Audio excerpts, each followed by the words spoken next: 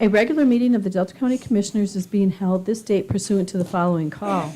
In a letter to the Commissioners dated August 30th, 2024, and reading as follows. The Honorable Members of the Delta County Board of Commissioners. Dear Commissioners, a regular meeting of the Delta County Board of Commissioners is scheduled for Tuesday, September 3rd, 2024 at 5:15 p.m. in the conference room of the Delta County Service Center. Sincerely yours, Nancy Presrocki, Delta County Clerk. Please rise for a word of prayer. Lord, as we begin this meeting, we are thankful for our many blessings. We ask for guidance to help our commissioners make decisions in the best interest of the citizens of our county. And Lord, we pray for the safety of our military men and women. Amen. I pledge allegiance to the flag of the United States of America and to the republic for which it stands, one nation, under God, indivisible, with liberty and justice for all. Call. Commissioner Melner? Here. Commissioner View? Here. Commissioner Crosdell? Here. Commissioner Van Genhoven? Oh, here. And Commissioner Jensen. Here. Welcome, everyone. Turn my phone off.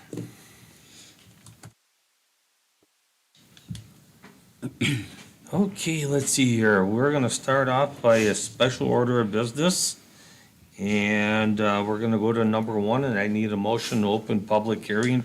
I'll make a motion to enter public hearing on the proposed budget for 2024, 2025. Support. Favor? Aye. Anybody oppose? Motion passed. We will go to public hearing.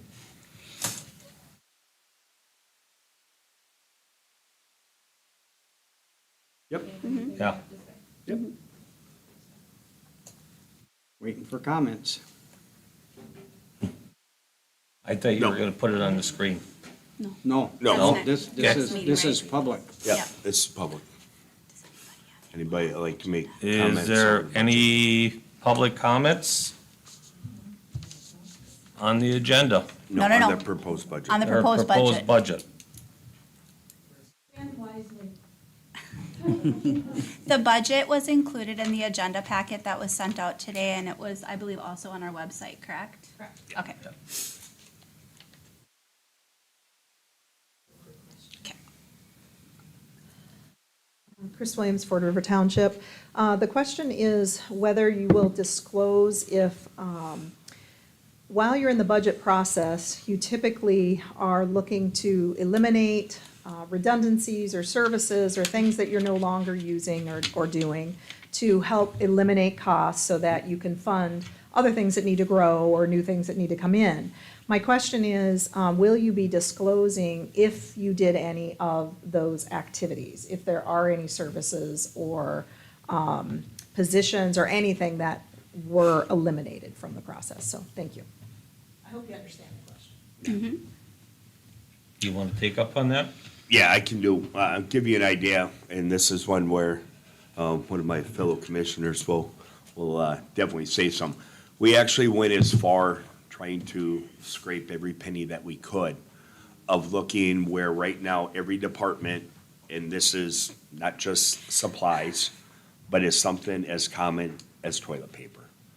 Everybody goes and gets it themselves, and the one ultimate question is, why do we not have one contract with an open PO that we've negotiated a better rate for all our departments? So, yeah, that's one of those that leads to that very issue. Supplies for one, we looked at maintenance across the board as another one.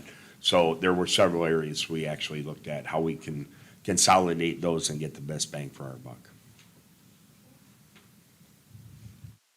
Do you have anything else? Anything else? I mean, we really trimmed it to the T and, you know, Yeah, the finance, this was the first year that our administrator brought in the finance committee to help with the budget instead of having her do it, by herself. And more eyes on it led to more, fat being trimmed. And then we've also discussed briefly, the administrator and I, potentially changing the way we do budget sessions from now on, or not from now on, just for next year, because she had stated that she didn't quite find one way that she's liked doing it so far. So next year, it's proposed that we're gonna try doing budget work sessions versus just meeting with finance. So that would be a point where we could do like a committee of the whole, where public could come in for those budget session meetings. And then the department heads would come in, you know, we would probably schedule 3 or 4. So then we would split it up between 3 or 4 department heads per meeting. And then all the commissioners would be able to get to hear the concerns of the department heads and what their needs are, what their wants are, versus Administrator Young having to go to them and then go to finance and then bring it to the board. You know, it's more of a wholesome encompassing process versus just step by step. So that's something we'll look at doing possibly for next year. You're more than welcome to take the podium.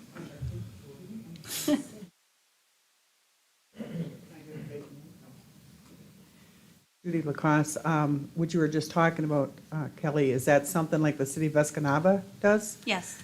Because, I mean, I used to attend them, and that was very informative for the public, because I have sat through 3 days of them.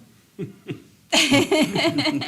It's interesting, though. It's interesting to hear the department head get up and tell the board what they're looking at, how much they're gonna need for this, or they need a new piece of equipment or whatever, and that was a lot better than, because I have no idea what your budget says, because I didn't do my due diligence on it.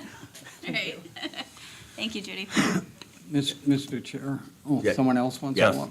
Okay, I go just ahead. have a question, and I don't wanna walk up to the podium. Do you guys still, if you need like a large amount of, say, computers purchased, do you still go to other counties to see if they need them, like in the UP? Because then you have a chance of getting a better price. We used to do that when I was on the board.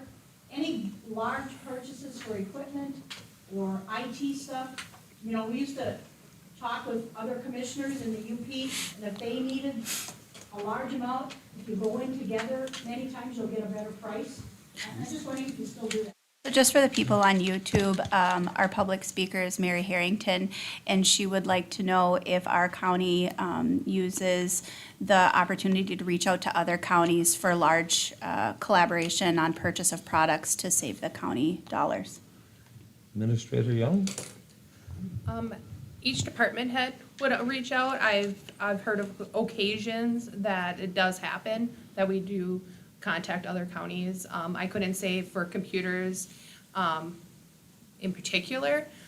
Typically, right now, we've only been purchasing like a couple computers, not a mass amount. Yeah, I think she was just using that as just an example, right? You're talking about just any large Yeah. large budget purchase. In the past, on the board, county had to make, the administrator would get a hold of the administrator from other counties in the UP and just see if they had similar needs, and they would utilize the larger buying capacity and, you know, deal with Apple or somebody, and they would get a better price. That's a good idea. Yeah. Thank you for your input. Mr. Chair, I'd like to make a comment. I was just going to say, I know the clerk, as a clerk, I do that for our CPL cards. All the clerks in the state of Michigan, we make one purchase, and then, so we get a great price on that, because you're talking hundreds of thousands of cards. And the same thing for our security paper for our vital records. We do the same thing. Excellent. Commissioner View? I'll let- And then also, we use a lot of our, is it MyBid? My deal. My Deal, MyDeal. I'm sorry, that was recently developed, I want to say around 2010? Around there, I can, for sure. But, so we've been using that a lot. So those companies are able to already put bids out for certain products instead of the county putting out RFPs. And sometimes we've done both because we've had better deals through our, local companies to bid directly to us. But yeah, we're always open to changing. So those that aren't familiar with the My Deal, those are where the state of Michigan goes to those corporations, whether pick any of your tractor companies that are out there. They will go to each one of them, same thing with like automakers, they'll go to the big three, and they'll actually predetermine and work out a best deal. It's gonna beat most of the dealers, almost hands down.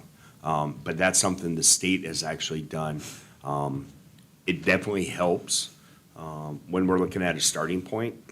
You can go and look at what that piece of equipment's gonna cost. So it's not like you're having to haggle. It's one of those, you know, if it's a vehicle and it's one of those that falls under that, there's some things in there, it may be where we would have to pay delivery potentially. So is it one of those that sometimes it's still better to shop local?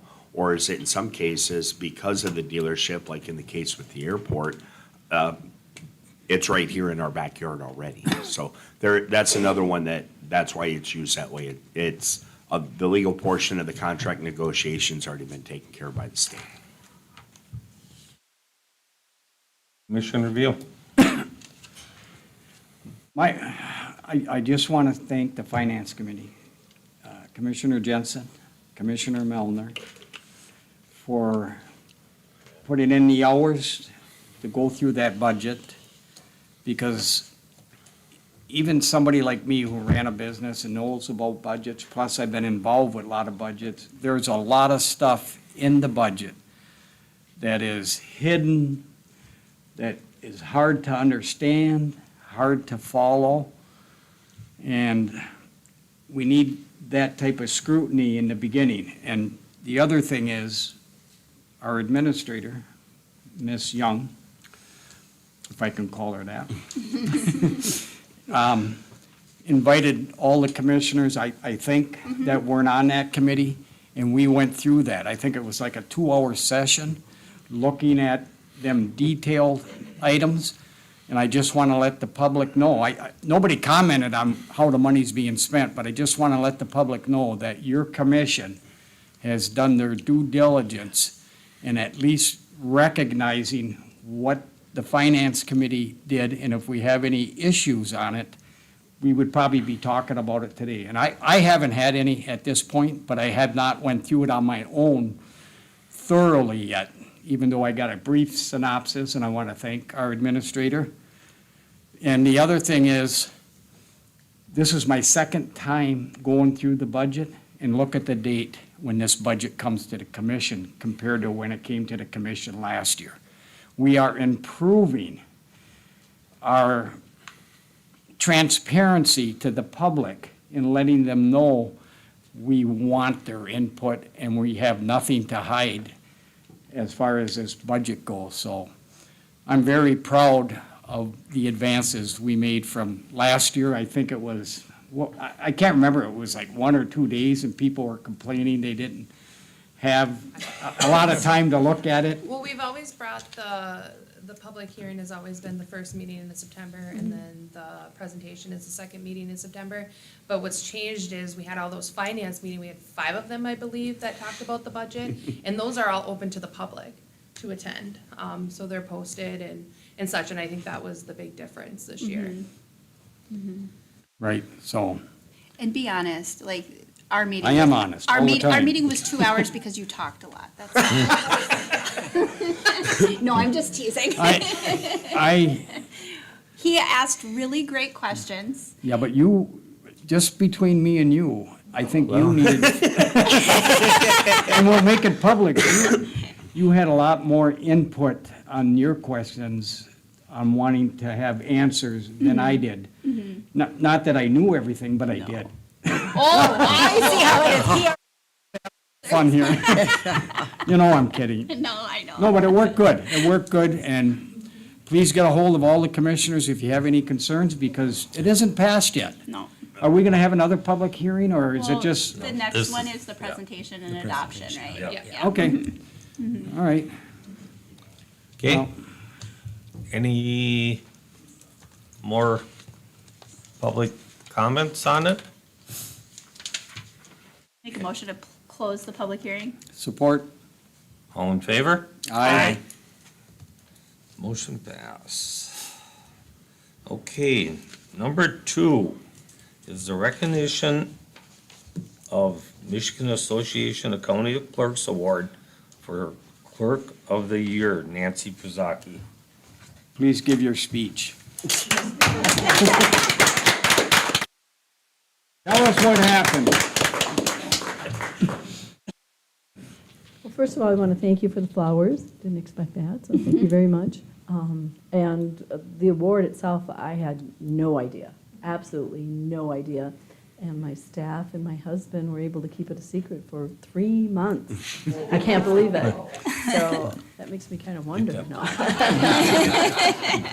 So, Yeah, get her But, plaque up there and her award. yeah, so it was quite a surprise, and so there's an award from the Michigan Association of County Clerks, and one from the Secretary of State also, so the Bureau of Elections Director. So, Nancy, let them know that you're the first clerk from Delta. But, and I also want to first mention that I had planned on being at this meeting that night, and my deputy, who was also at the training, said, maybe you should have Sue do the board meeting. And I thought, well, I can do the board meeting, hopefully it won't last too long, and I'll go out, afterwards and for the music and stuff, and because they have a reception and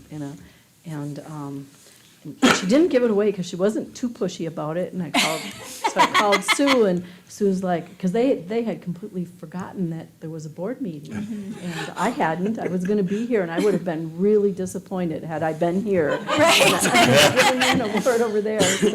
So fortunately, I got to be there, and then my whole family was there. So what was really super nice is it was in Delta County, so my whole family got to be there, and that was really special because usually it's downstate, and I don't know how many people from my family would have made it downstate for this, and so it was very much a surprise. And when they were reading off the things about the Clerk of the Year, I was thinking to myself, oh, that could be me. I never really even thinking it really was me. And then when they got to the part where we were evacuated from Yellowstone, I looked at my husband. I looked around first, and I thought, I don't think any of these other people were there. I looked at my husband, and I said, really? And he's like, yeah. He kind of broke up then. So it was a lot of fun, and so I really appreciate that. Yeah. Yeah. So thank you. Can we clap? Yeah. Yes!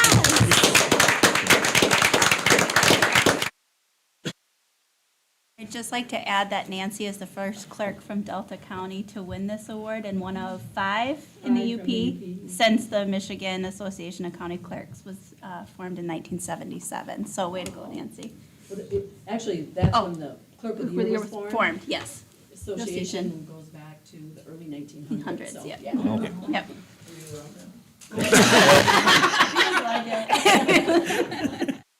Thanks again for that. That's awesome. Yes, thank you. Congratulations. Okay, we'll move on to number 5, and we need approval of the minutes of the previous meetings, county board meeting on 8/20/24. So moved. Support. All in favor? Aye. Anybody opposed? Motion passed. There was no committee of the whole. We move to number 6. We need approval of the agenda. Make a motion to approve the agenda as presented. Support. Commissioner, I have a, Oh. sorry. Yep, a little caveat. Number 7, opioid task force bylaws. I would request to remove that from the agenda as we have already approved them June 18th of 2024. Okay. Can we? 7? Correct. I will have to amend my original motion to approve the minutes as presented, striking number 7, opioid task force bylaws from the agenda. Support. I have a comment on that. I didn't think we passed them, but my memory is short as I get older. I thought we passed that 10% thing, but we passed both things then? Yeah, it was June 18th. Oh, good. Okay. meeting. Okay, great. I just wanted to clarify my Okay. own mind, because I asked for that to be put on there. Oh, Thank yeah, you. here, see, June 18th.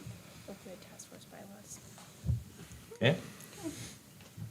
All in favor? Aye. Anybody opposed? Motion pass.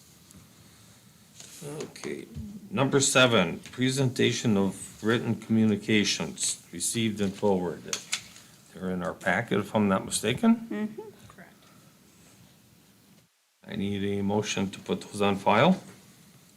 So, Support. All in favor?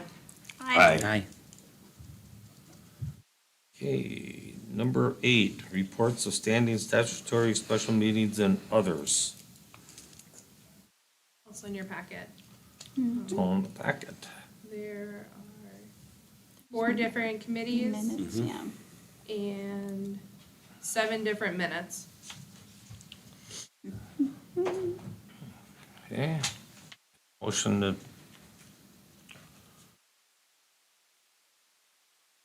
So we have the Pinecrest Board, we have Human Services Board, Airport Advisory Mm-hmm. Board, and Public Health Minutes. need a motion to put those on file? so So move. moved. Whoops, support. All in favor? Aye. Aye. Anybody opposed? Motion passed.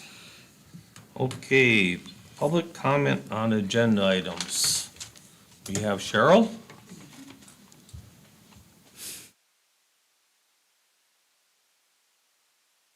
Okay, my voice is bad. Can you hear me? Yep. Cheryl Corbier, City of Escanaba. I would like to comment on number 5, Fuller Park. You know, that's my passion. I really encourage you to stop the process of moving forward with the pavilion area where it's proposed to be. There is no consistency and follow-through of knowledge of anybody knowing about these projects and what the past history. The only person that's on the board that, when this proposed project come through about the grant funding, was John Milner. The rest of you are all new. This proposed project, I was on the board of Parks and Rec. This was not approved. This John Mays had a designated area that he wants open for day use, and this was proposed to move this area where they're now proposing by Rory, and it was denied by John Mays at that time, and it was not in compliance with the $300,000 funding of grant funding for the day use project.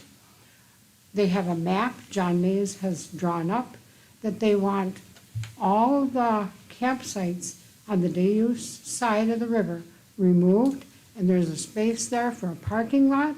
There's a space there where they could put in the pavilion, and this was approved that would be compliant with the grant funding to the state, or to the county. As the Parks and Rec Board, we were also proposed the same place, moving it to the area. Some of us went with it, some of us did not. They proposed it to John Mays again, he said no. In your board packet, there's information where it says that Ashley knew this in January or February of '23, and also again in March of '23, and that she had a letter from John Mays that said that no, this area was not in compliance for day use, that was not acceptable. You need to do the research and find out why. I recently found out that there's artifacts, Indian artifacts, in that area, that they want to bulldoze down. Let me tell you, tribes find that out, you're gonna be in big trouble. I really encourage you to put a stop to this. Thank you. Thank you. Glenn?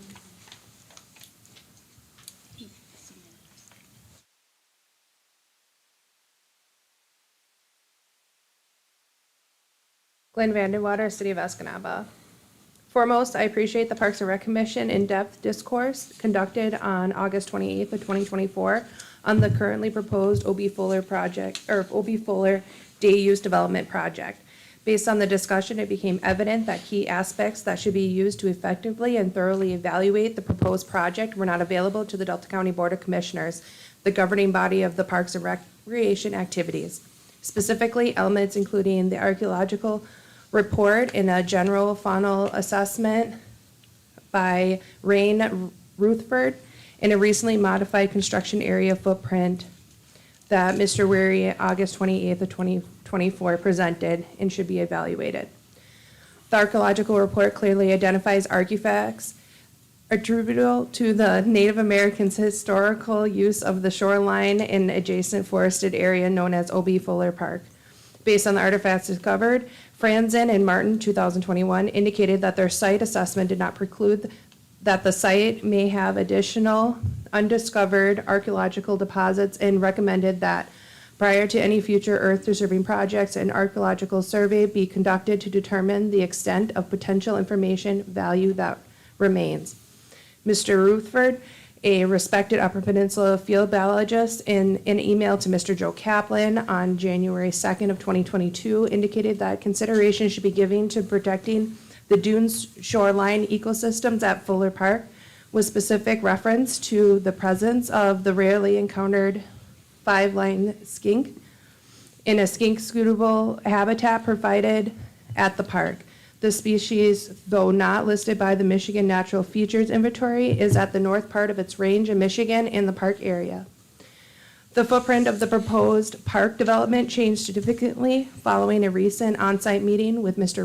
Weary and Eagle representative. According to Weary, that meeting resulted in a reduction in impact to the wetland, but the newly proposed footprint provided has not been presented formally to the Board of Commissioners and has not been reviewed thoroughly by the Parks and Rec Commission. Based on the newly acquired information, the Parks and Rec Commission proposed and passed a motion to pause the proposed development at O.B. Fuller Park, advising the Board of Commission of the necessity to conduct further review. The action represents the Parks and Rec Commission mandated responsibility. The Parks and Rec Commission was established specifically to analyze Delta County parks and made recommendations to the Board of Commissioners concerning current and future use and development of the parks. Thank you.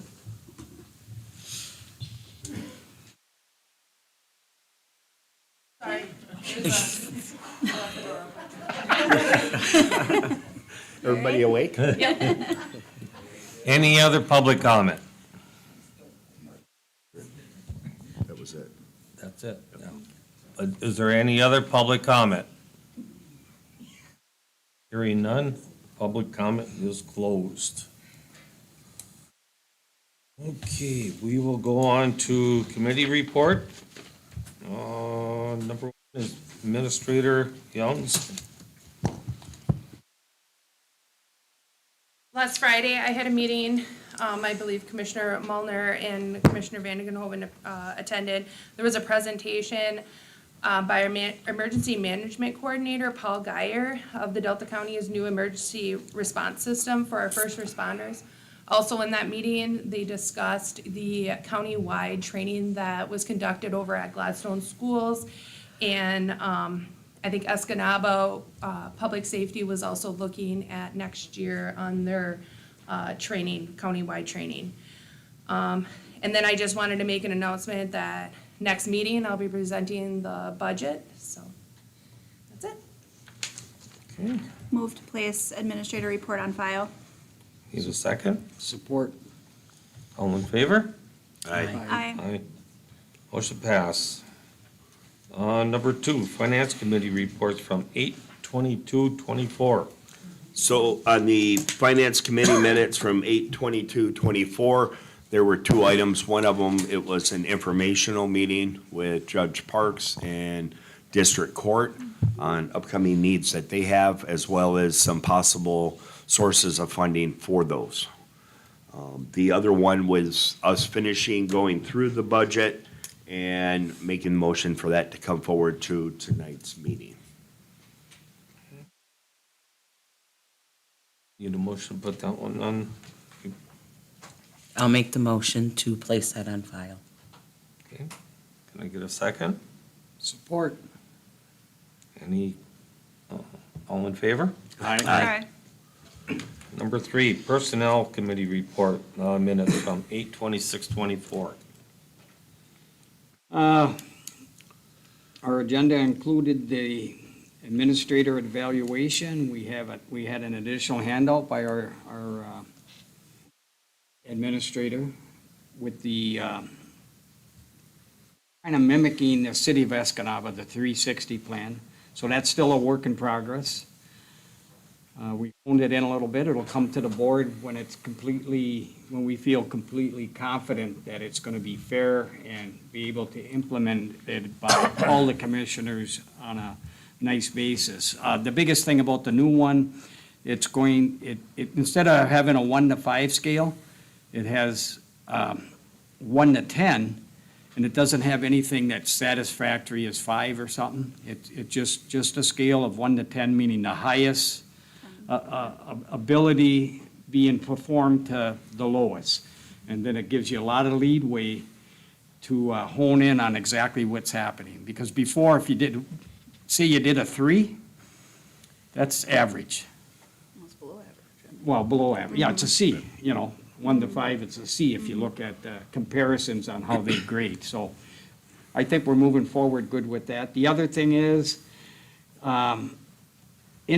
interim policy, we're working on that. We hope we never have to use it. But we thought it would be important to have something in place where some of the things that happened last time, we'd be prepared the next time if something happens. Not, that's it. And we're still, that's a work in progress too. And we also have the administrator's job description that we're looking at. I don't know what we're gonna do with that yet. I mean, I guess we have the current one. I kinda like to see the past one before we changed it with the last board, just to get some type of comparison on what we expected out of the administrator compared to what the last board changed on what we expect out of an administrator. And we'll just see what happens. Other than that, I think everything went okay. Kelly, you wanna make any comments on what we talked about, or? Sure. So with the 360 evaluation, what we did was we broke it down to different sections, and then it is a self-evaluation, a peer evaluation, and then a commissioner evaluation. And so what we felt was for this 360 evaluation template to be of best use to all of us was to break it down section by section and then provide examples of what that section would entail so that the person grading that person would know specifically what they would be grading on instead of leaving it up to their own interpretation. And what we found was that a department head might evaluate our administrator on something that we might not know about her on a day-to-day basis. And so it's really going to be an all-encompassing evaluation, and I look forward to its completion so we can bring it to the board. I've also, just as a side note, heard from 2 department heads that they're really excited about this opportunity because in the past, with just the commissioner's evaluations, they weren't asked for input. And so now that we're asking for their input, they're highly satisfied. And then as far as the interim employment policy, what we had done with Administrator Young is asked her, when you were interim and you were given all of these responsibilities, she was just given everything as the administrator, plus had to hold the controller and HR position at the same time. So we asked her to go through her job description and complete and say, okay, what are the things that need to be done on a daily basis and, are the most important and most essential if we were to have an interim? And what were the things that you could see that could just wait? Like community involvement, for an interim that might only last 30 to 60 days. How important is that? And so we're coming up with a great interim administrator job description, and then also looking at the administrator job description. So no actions were taken on either item. They're works in progress, but I look forward to working on them again. Okay, can I get a motion to put that on file? I'll make a motion to put the Personnel Committee minutes of 8/26/24 on file. Support. I get support. Any discussion? All in favor? Aye. Motion passed. Departmental updates. Any department heads want to talk? Come on, Steve.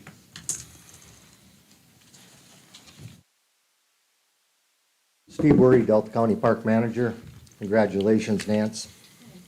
well-deserved, long coming. Just a couple things to update the board with the parks. Myra, you had asked me a while back about maybe going and see the county forest. If you would still like to go and see it, I would still be more than happy to take you out there. All the trails have been nicely mowed. Beautiful piece of property.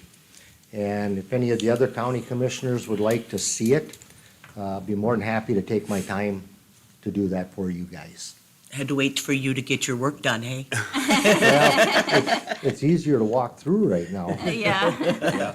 The bird hunters will be starting probably around September 15, but that doesn't mean that we still can't go. There's a lot of real estate there. Okay, thank you.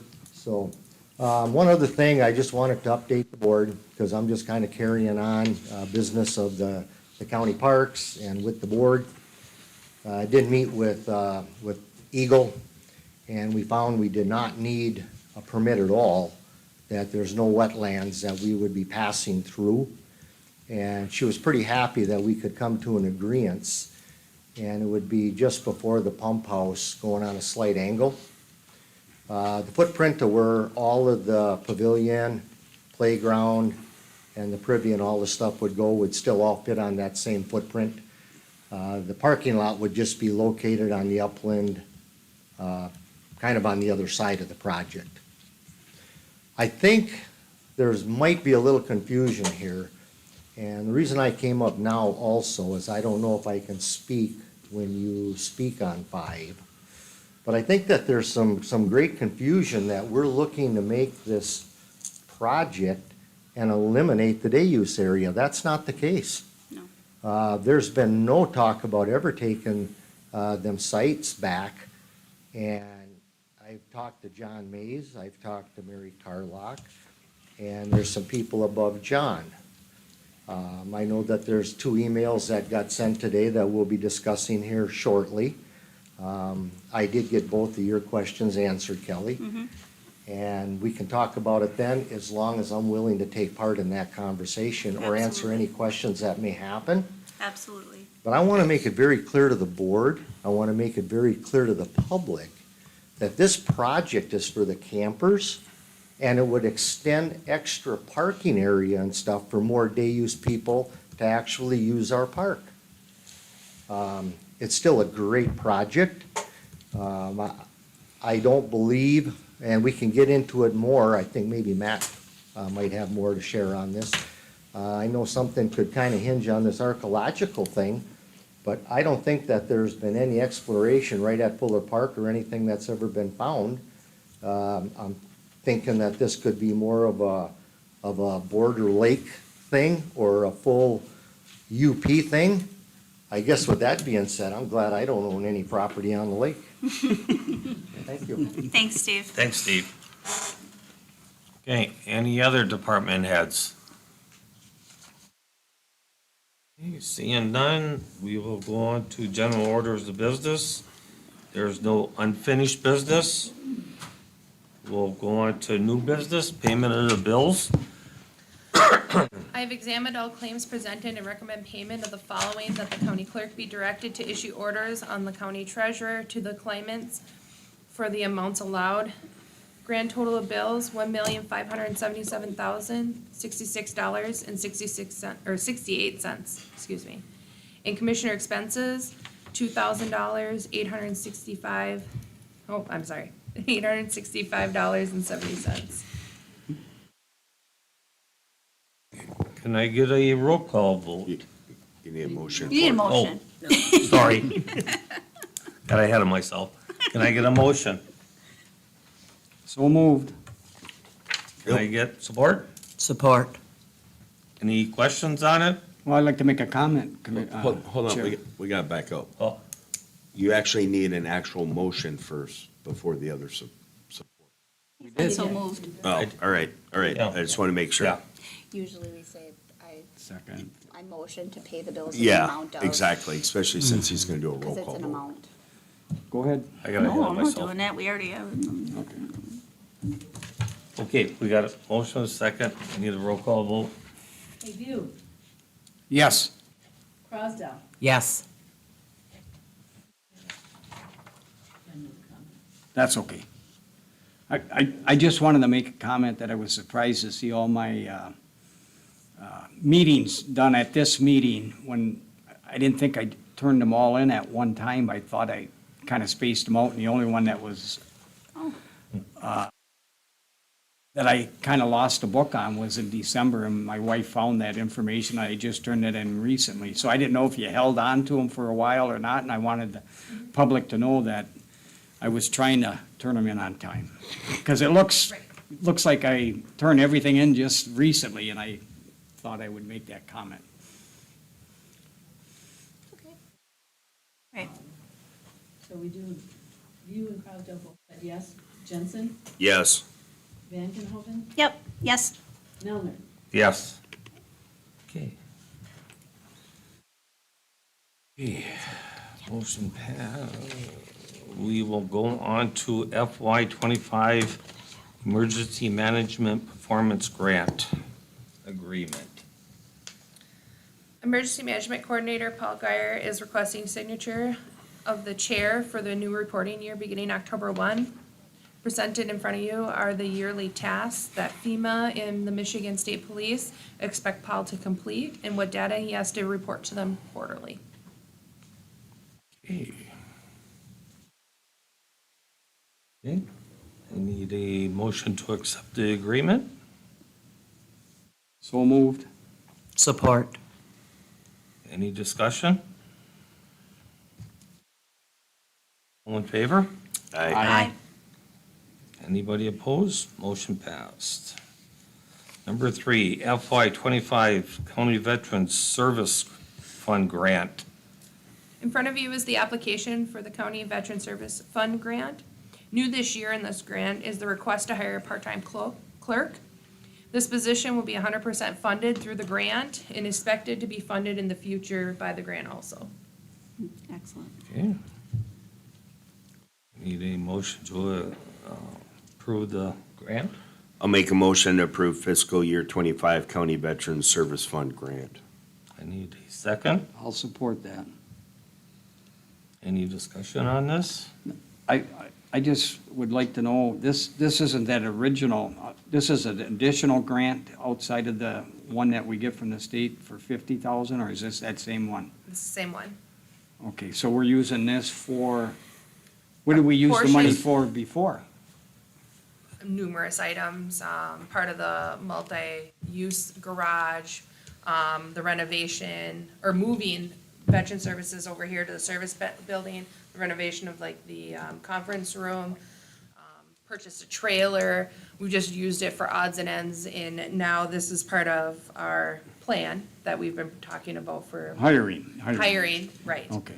So we'll be asking for this part-time position, then you'll also see I think there's some office supplies and trainings a part of this grant, but that's typical, it's not anything new. I just kind of extracted the new part. Are we losing $600 from last year, or are we gaining? It doesn't say here. What that meant in the email was, his original breakdown of the trainings. There has been a changeover in administration of this grant over on the state side, and the new administration is requesting, I guess, bringing down of, what trainings they are having the documentation, and so the change of his original one that he presented to me to this one was $600 So- Less or more? less. Okay. All right. Well, it's just good to know that, you know, clarify a few things about it, so. Any more discussion? In favor? Aye. Aye. Anybody opposed? Motion passed. Number 4, 2024 Taxable Value Report. Before you is the taxable value reports that are given by Shalice Northrop. The reports include taxable value of each township, city, and school district, of each property classification, of all the property in the county, and all the property that receives the principal residence exemption or qualified agriculture property exemption, and then also property that does not receive the PRE or the qualified agricultural property exemption. So it's just broken down and through columns and such. No, is that the total 1.3? I guess I don't know which one you're looking at. You're Was talking, that billion? yeah. Yeah, 1.3 billion? I just want to find out before I say it out. Yeah, it must be. It's, you can, It's in there. It is a B. That's the total real property, yes. I guess what column are you looking at? the first. So Looking I'm at sorry, I the- wasn't the on far the- right Yeah, hand column 7. Total Yes, for the, right there. county. yeah, total total for real the county property. is 1,314,753,674 dollars. Okay, we need a motion to accept that. So moved. I'll second. Motion on it? That is the not real property, but just property, right? Not- The total real property. That's the real property. That's the real property. And if you Okay. scroll down, you'll get to where it's personal property. Okay, well, Yeah, that's to what go I down did. farther, That's- personal property starts. Further along in the, So, remember back in June, we approved the tax rate request? That's the taxable value, that was, 1,500,000, or 500,276,156. Did I say that right? Did I say million twice? I felt like I said million twice. At least it's not 13,000 in the checking. So So the- it was 1,500,276,156 was what we approved back in June for the taxable value.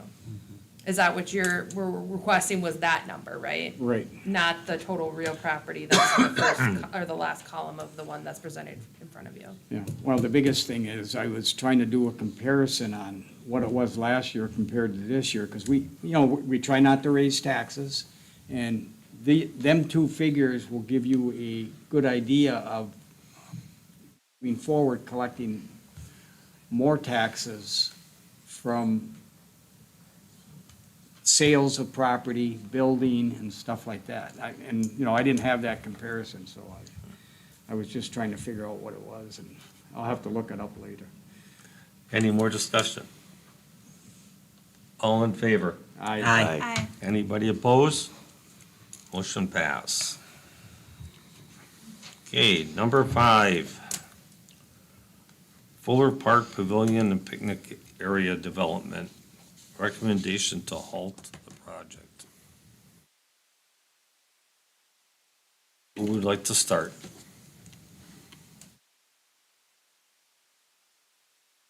Are you gonna Oh, we're need- quiet. Well, I'd like to make a comment. I think that I support what we originally decided to do. I'm not gonna give up on that pavilion, the parking lot, the little pathway, or anything like that. I don't know if it's ready for a board decision to halt the project to the extent that why can't our administrator work with the two parties, an Eagle or whatever, and get this worked out? Because a lot of this stuff is hard to understand because we're not involved with it. And we give the authority to our management and our administrator to work on this type of issues before it comes to the board. Because, I wrote a lot of stuff, because I ended up with a lot of phone calls. And I couldn't answer hardly anything that they were making comments on what happened at the meeting and about this archaeological site. I've had people call me up, say, you can go on any shoreline, especially an open waterway, and find stuff like that. I don't know for sure, but if we're gonna halt the project, what impact is that gonna have in the future where maybe we'll even cancel the project because so much information is gonna come in and make it hard for us to even do something? Okay, so to get this discussion started, we should take a motion, right? I'll make a motion to take the recommendation of the Parks and Recreation Commission to put a pause on the Fuller Park Pavilion project. Can I get a second? It's just for discussion. I'll second it for discussion. Okay. Discussion. Go first? Okay. So, I sent an email to all of the commissioners today because since the meeting last Wednesday of the Parks and Recreation Commission, I put in, nonstop days regarding this, doing research, talking to people. I spoke with John Mays today. I've also talked with our Parks and Recreation Commission Board Chair Mary Harrington and Parks Manager Steve Weary. And for the record, I do not want to permanently stop this project, but this is what I've come up with, and I would just like to read it for the record because past comments have been made that I didn't produce full transparency to the public. So this was an email that I sent to all commissioners earlier today. It says, O.B. Fuller Park Day Use Project. From the moment it was announced at a county board meeting that the day use at O.B. Fuller had been removed and subsequently the county could have been liable for the return of potentially hundreds of thousands of dollars, I have been trying to figure out exactly how this all happened and how to fix it. In March 2023, an email from Interim Administrator Young was sent to John Mays of the DNR, who is the county contact for our trust fund. In it was a suggestion to move the day use area from the beach to between the new loop and old loop within O.B. Fuller Park. This was due to the findings that the county was out of compliance with the day use allowance at O.B. Fuller Park with the DNR trust fund. She states, as an immediate short-term fix, sites R1 and L8 would be removed to allow for a temporary solution to satisfy the trust fund. Mays stated the removal of the sites would be, quote, an interim measure, unquote, to have day use reinstated. Mays also stated in his reply to the suggestion of moving the day use river from the river, launch, and beach, quote, not consistent with the intent of the original acquisition application, end quote. If the county continues to pursue the day use project as currently presented, it is not conducive with the original plans submitted to the trust fund, and we jeopardize future funding and could still have to make repayment to that fund. After walking O.B. Fuller property, it was my thought that sites 29, L6, and L7 be removed from the beach area to fully reinstate day use. Since the original application to the trust fund was to have the beach accessible for all within a day use area, in my opinion, these sites should have never been constructed in the first place. I asked about this option at the 6/18/24 meeting of the Board of Commissioners. The argument against my thought was the loss of revenue.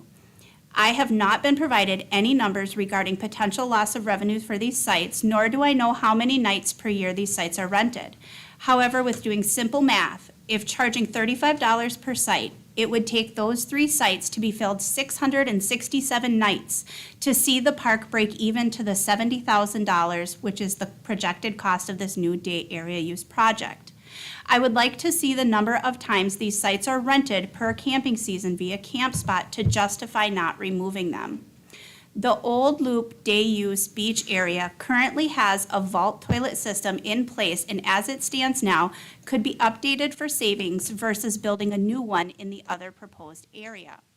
Also, clearing the property would not be necessary, neither would the use of up to a 1/3 acre of fill. I have not received any evidence that supports there is a parking problem at O.B. Fuller warranting the need for a parking lot.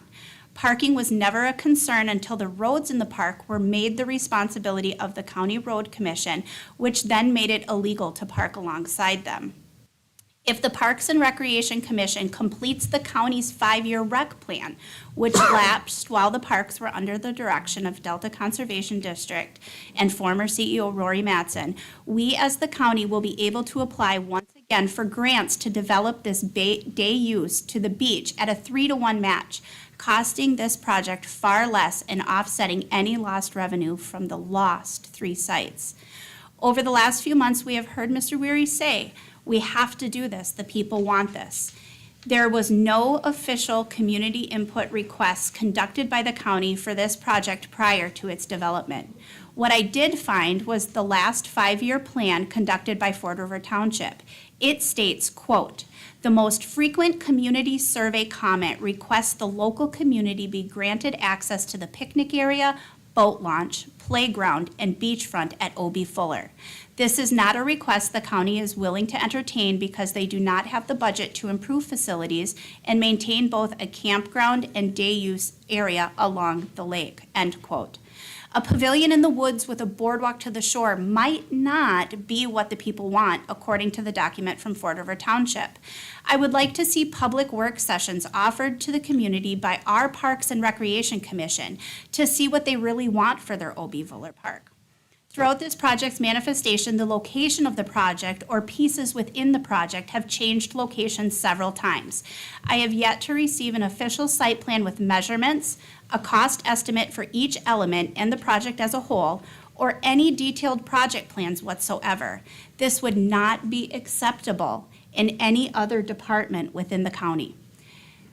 After much thought and a lot of communications and research, I believe we need to follow proper process by allowing the Parks and Recreation Commission we put in place an opportunity to do their due diligence, update the county's 5-year rec plan, review the trust fund recommendations in collaboration with the DNR and John Mays, review the MEP plans regarding the area, commit to making an effort to hear all the citizens' ideas and bring back their recommendations and official plans to decide what is best for the O.B. Fuller Park and our citizens. At their last meeting, Parks and Recreation Commission, which Commissioner Jensen and I sit on, were made aware of an archaeologist study which was completed within the vicinity, which was within the vicinity of a proposed project area. This study showed Native American artifacts and faunal remains which date back to pre-contact to European settlers. Despite these findings, Park Manager Weary stated unless Commissioner Jensen and I called for an emergency meeting of the Board of Commissioners, he was going to, quote, "start this because I can," end quote.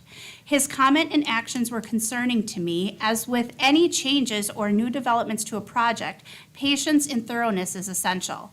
While I can understand Mr. Weary's fine passion for this project, proper processes need to be followed. The Parks and Recreation Commission voted to recommend to this Board of Commissioners the temporary halt to this project until further information and data can be received and analyzed. Please consider the recommendation. And then please also consider this email when reevaluating this project based on my findings. Last week, I reached out to John Mays with the DNR. He is reviewing the current proposed project. I am awaiting a response from him as I type this email.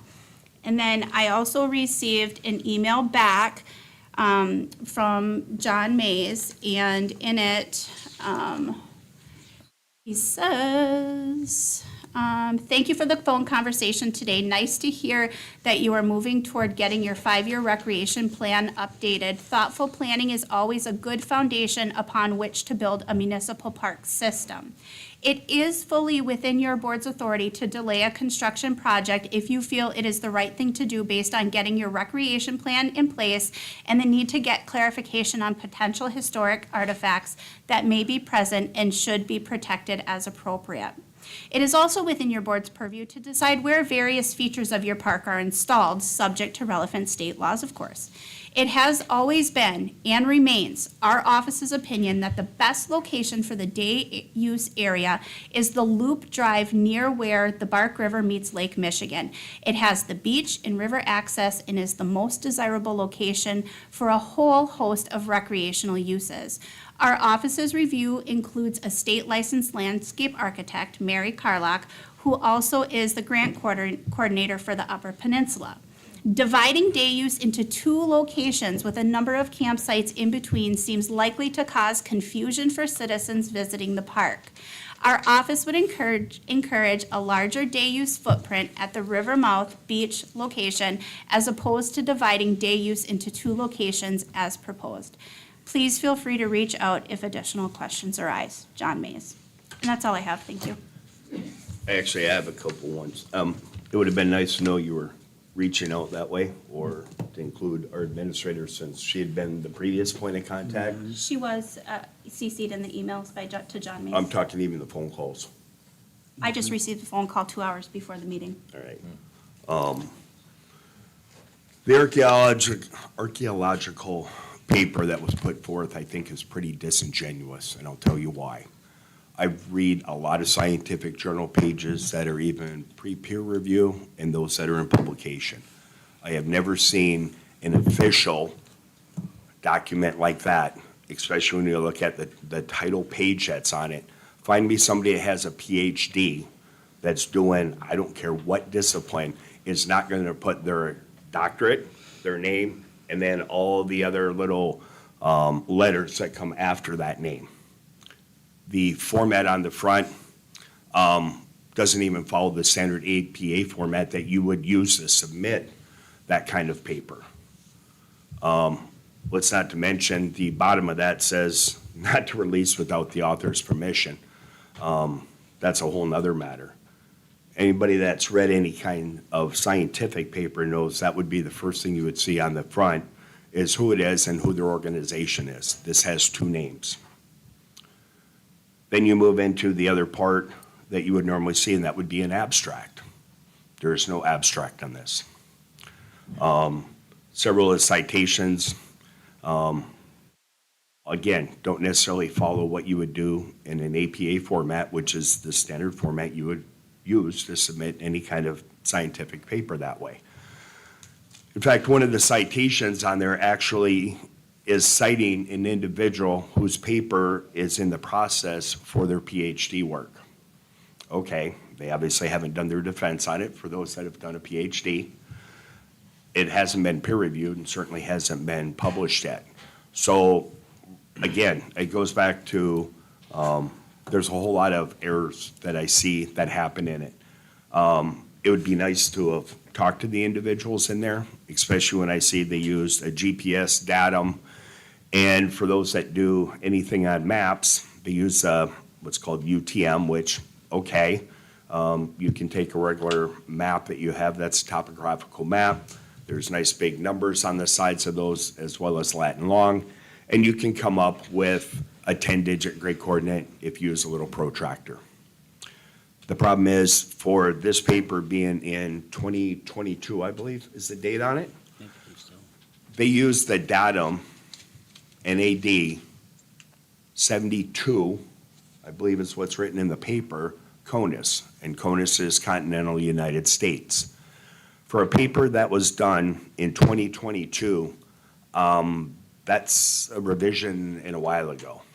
There's actually in 83, so NAD 83, CONUS would have been the most current version.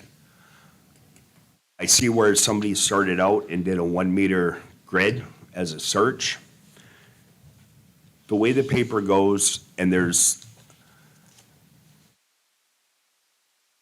you would actually not go to the point where you could be creating a bias or speculation if you're putting forth that kind of scientific paper. And there's several instances throughout there where it really is speculation on the part of the author of what their conclusions are and why they might be that way.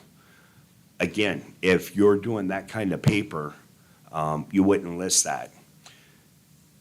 Let's also not confuse the timeline of these individuals. This isn't our fellow individuals from our tribe that live down the road. This is from a pre-contact civilization that roamed a little bit in the Great Lakes, throughout the Midwest, and to be honest, everything that I've read from different scholars to date, they don't know what happened with them. They do know where the little tiny pieces that we found, and again, this goes back to a scientific method.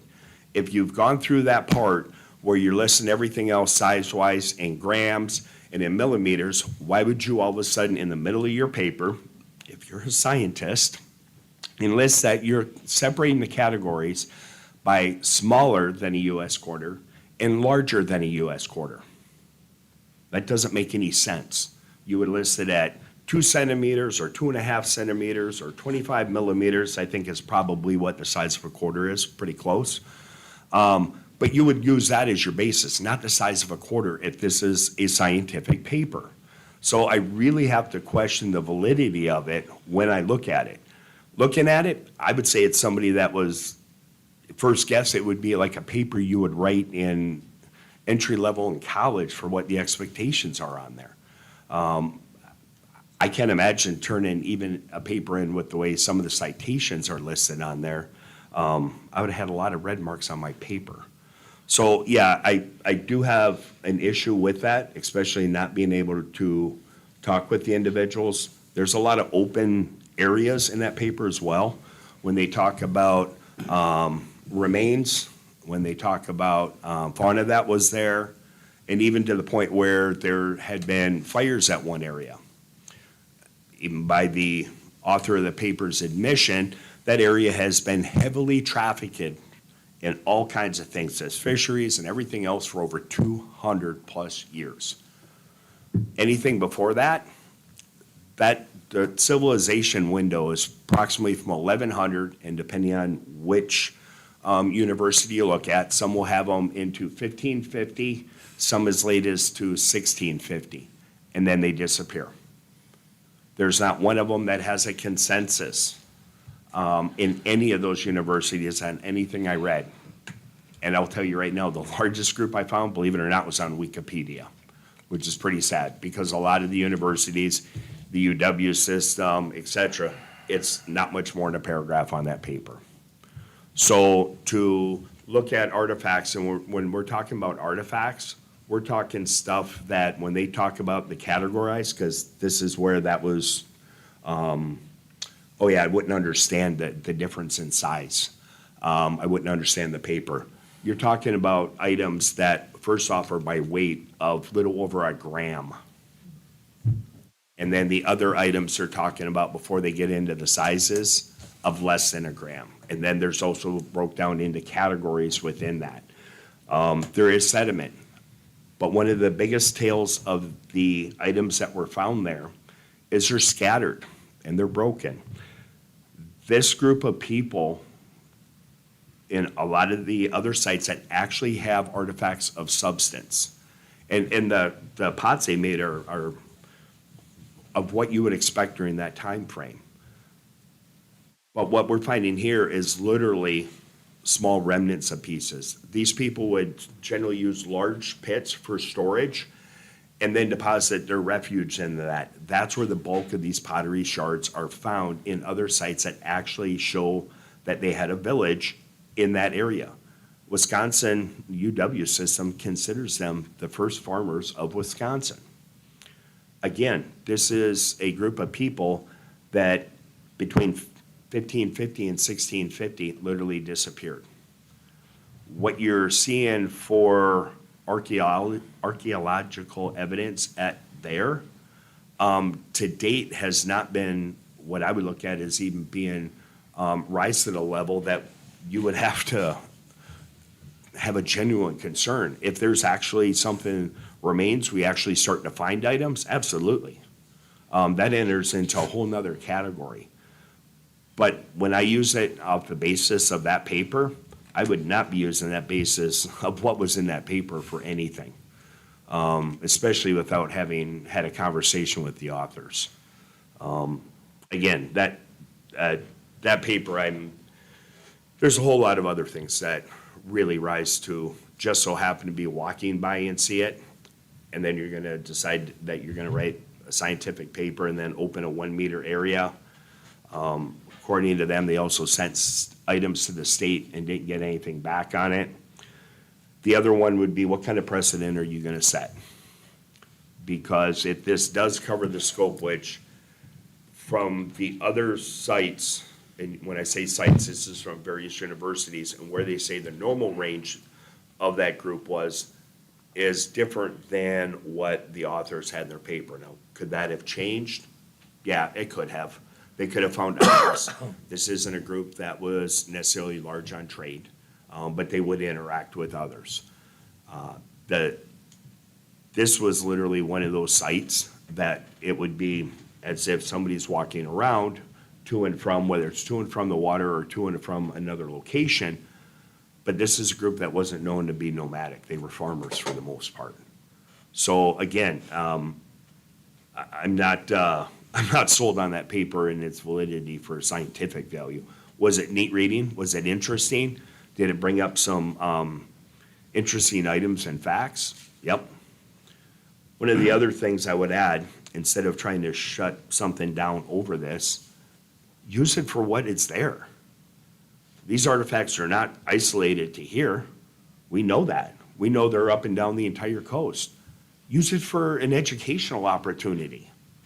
Here's that opportunity now to actually, and I'll admit there's not a whole lot out there from the universities. Now, people have written their books on it. But here's a great opportunity to use that for an educational moment that goes a lot further back in history than most people realize that we have in our area. So I think we probably need a site plan, an actual site plan, since the location, proposed location has been adjusted from previous. We do. I do know that there would be RFPs and stuff that would happen as that goes forward. But we're not to that point without an actual new site plan. For those that have actually been out there, when you look at the boat launch area, honestly don't know what you would launch in there. A kayak maybe. And this time of year, you might be hard pressed for a kayak. It is at the mouth of the river. There is lots of sediment, which we know we're not gonna be able to dredge out, correct? A canoe maybe, but that's a pretty steep incline. So anything short of you being able to carry something down there to put in the water, you're not gonna use off the boat launch that's down there the way it currently is. And having looked at it, in further evaluation, it's not where you could even put a kayak launching station. There's just not enough freestanding water within that area. Do I think we should necessarily take out all the sites? No. Is that still listed as a day use site? Yeah, absolutely. But I don't think that we shouldn't put a pavilion and continue to expand the park system. That's something both day use people can use, campers can use, and it could be rented. So it's one of those that actually fills in that group for all those groups together. I thought it was free.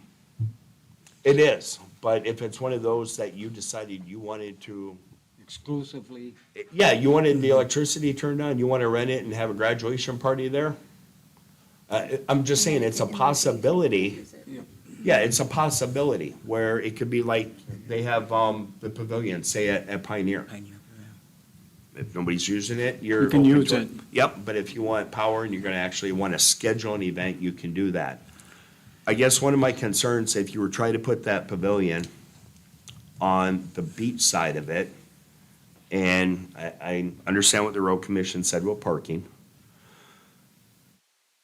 and take out more sites, to accommodate that, you're still putting that in an area where there's one part, you have nothing but campers. So even if you were to put various grills out, various picnic tables, not just the pavilion to use in that manner, would be one thing, but if you wanted to actually hold an event there, is that one where it, since it's right there and noticeable, are you gonna have people that are camping wandering into your event?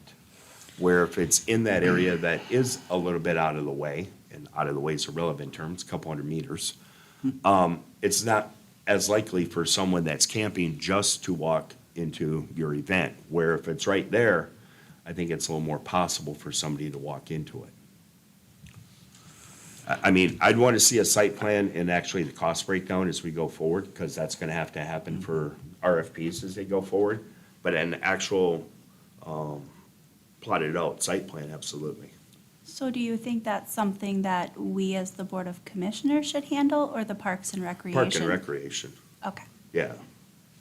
That should be, that's what they're for. So without that site plan, that has to go Park and Rec first. And their approval, same thing with the RFPs going through, of course, then they would come back through here. on their final approval, but that should be going through Park and Recreation. Any other discussion? Well, Steve? confused even more now. Just, I mean, I appreciate the history, but what my angle was to see if this was listed on any Michigan State sites, and I couldn't find any. I didn't look real good, but I mean, I've asked questions with a few people, because once you have some type of significant archaeological find, it needs to be, it gets registered somehow. I mean, I'm not privy to how it happens, but I couldn't see anything with this, not saying that there isn't something there. So that was my main concern. My other concern was that we approved $75,000 to go forward with this site. Now, if I'm understanding, the position it was supposed to go is not the same? Correct. So what changes on our agenda to have this done? If I'm not mistaken, Mr. Weary, if he could answer this, that he found, he got permission through the process with Eagle or whatever to just shift it a little bit? Is that what I'm understanding? It's a different- Does anybody have any different problem, Steve, come up and talk? I don't. I would Go like ahead. him to come up and Yeah. It's answer. shifting quite a bit. It's shifting quite a bit. It's not the same site. Come Steve, on up. come on up. I mean, he's the head of that project from the beginning. Go How much Lake. have we spent already and all this other stuff? Are we gonna start all over again? No. Well, there's just a couple things I want to say. First and foremost, at our advisory meeting, it was taped. And I did say, Kelly, that I jumped through every hoop from getting the Eagle permit, because we do not need one, to the soil and erosion. And we were gonna rotachop the next morning. I had a rotachopper scheduled to go in. And then at the last hour, at 9 or 10 o'clock, the email comes about the archaeological find. What you didn't mention to him was the fact that I said, I will not let that rotachopper in there. I respect every seat that every one of you guys sit in. With all due Yeah. respect, sir, that's not what you said. You said, I am going to do this because I No. can. It's It's on taped, video. it's It recorded. is recorded, yes. And I said, I am on tape, and I said, I'm gonna take the high road here, and I am not gonna let the rotachopper in there. You were there, Matt. I do remember the high road. And I did say that. I said, I'm not gonna let the rotachopper go in there, because, and I specifically said the reason being, if I had to take and fight the delineation wetland, they would have sat on it for 60 days. So there's no way we would have got in there anyway this year. But 1 week, being from our meeting to now, depending on what the outcome is here, I specifically know what I said there, and it's on the tape, so I know when you do hear it, you'll remember that it was said. What I want to make really clear here, I'm not the enemy here. No. I'm a park manager that looks at a piece of real estate that's owned by the public. And you need to understand that the people that camp pay the freight for all the parks for the most part. You're gonna find that the parks are pretty well self-supported. My park budget's got cut this year. There is no general fund going into the parks this year. I love working with Ashley.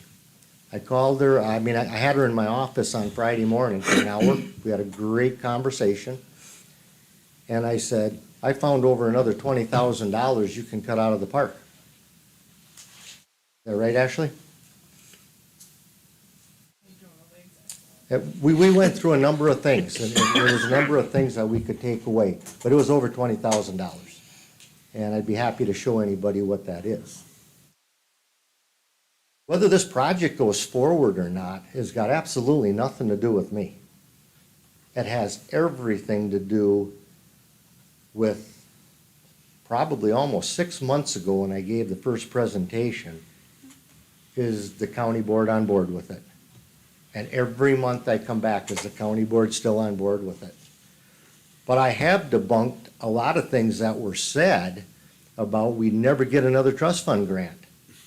That email's in your packet also, that states that The county can build what they want, where they want, and you will still be able to apply for trust fund grant. That's important, because them were the two things Kelly did call me last week, and she had two questions for me. If I was planning to take and put them two sites back online, and I said, absolutely not. Not, I did say that. yes, And absolutely. I said, I don't know, an advisory board, because they're staggered terms, that may decide later on economically, would it be better to have it if this day use was big enough and would suffice what people were looking for? But I said, I would never have anything to do with it. And then the other thing was, could we ever, it's been mentioned that we would never get another trust fund grant. That's not true.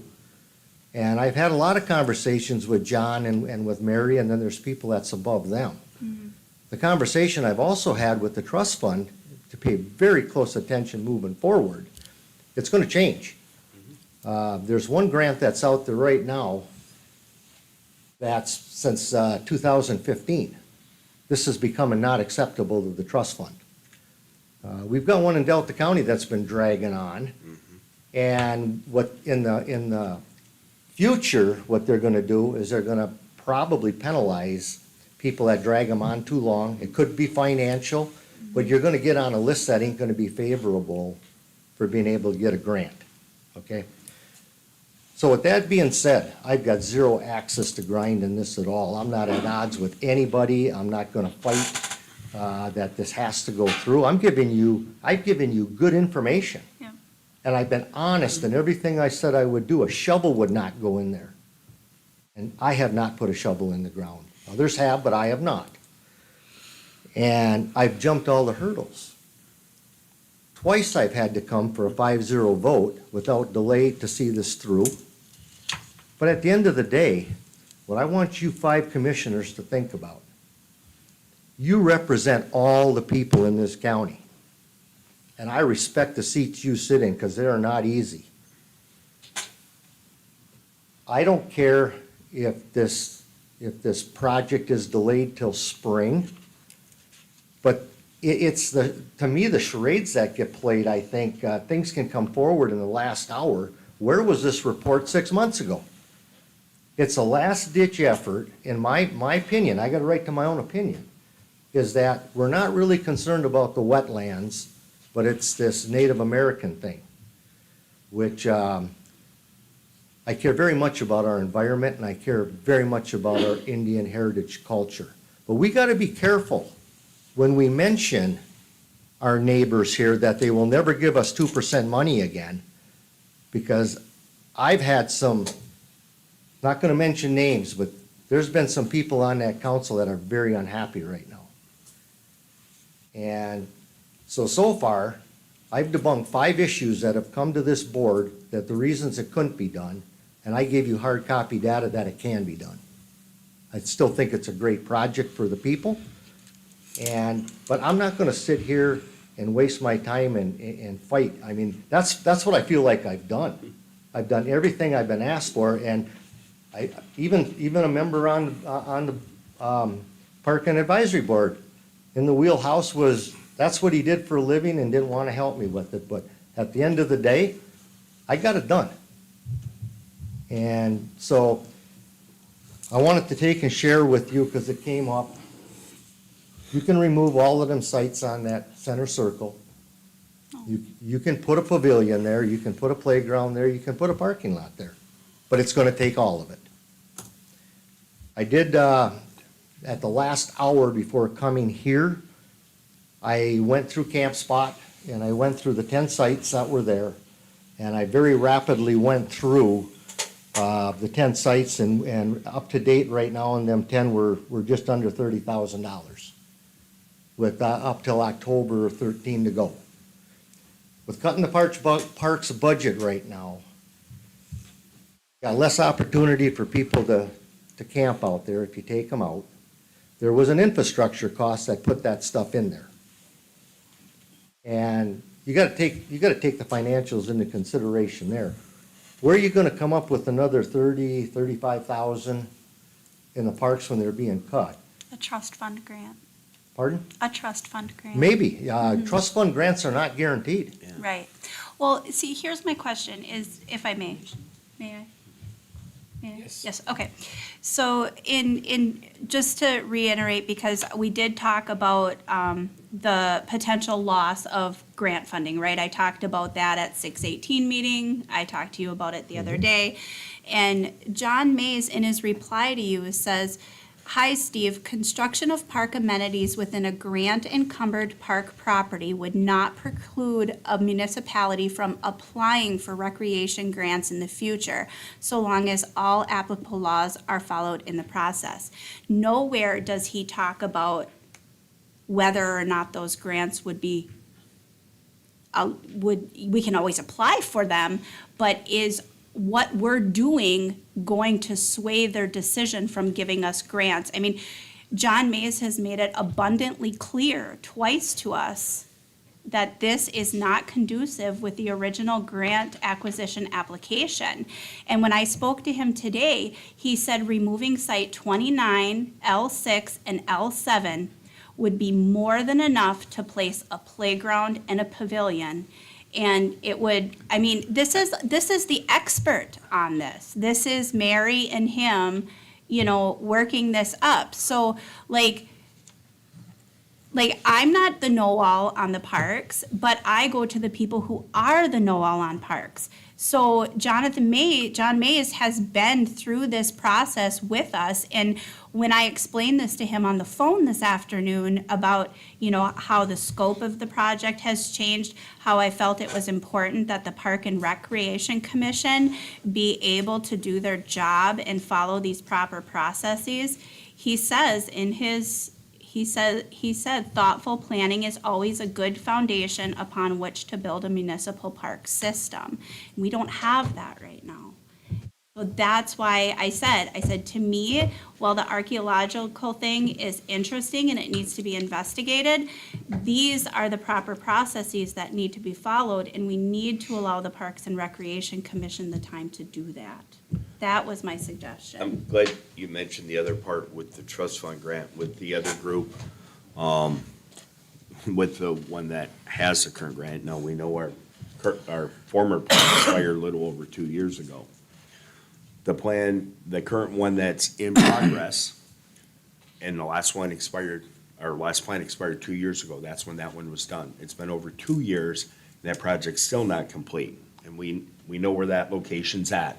If I remember correctly, they're filing for an extension to that project.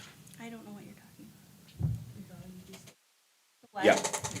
At the fair. State Fair. Oh, okay. Because the I way don't it have falls any- under. I don't have any information Right, on that. because of the way, they have a project because That would have the been nice county, to know. right, the county owns that land. Uh-huh. That the fair's on, and those buildings that are there. So they are allowed to work into the same county 5-year recreation plan.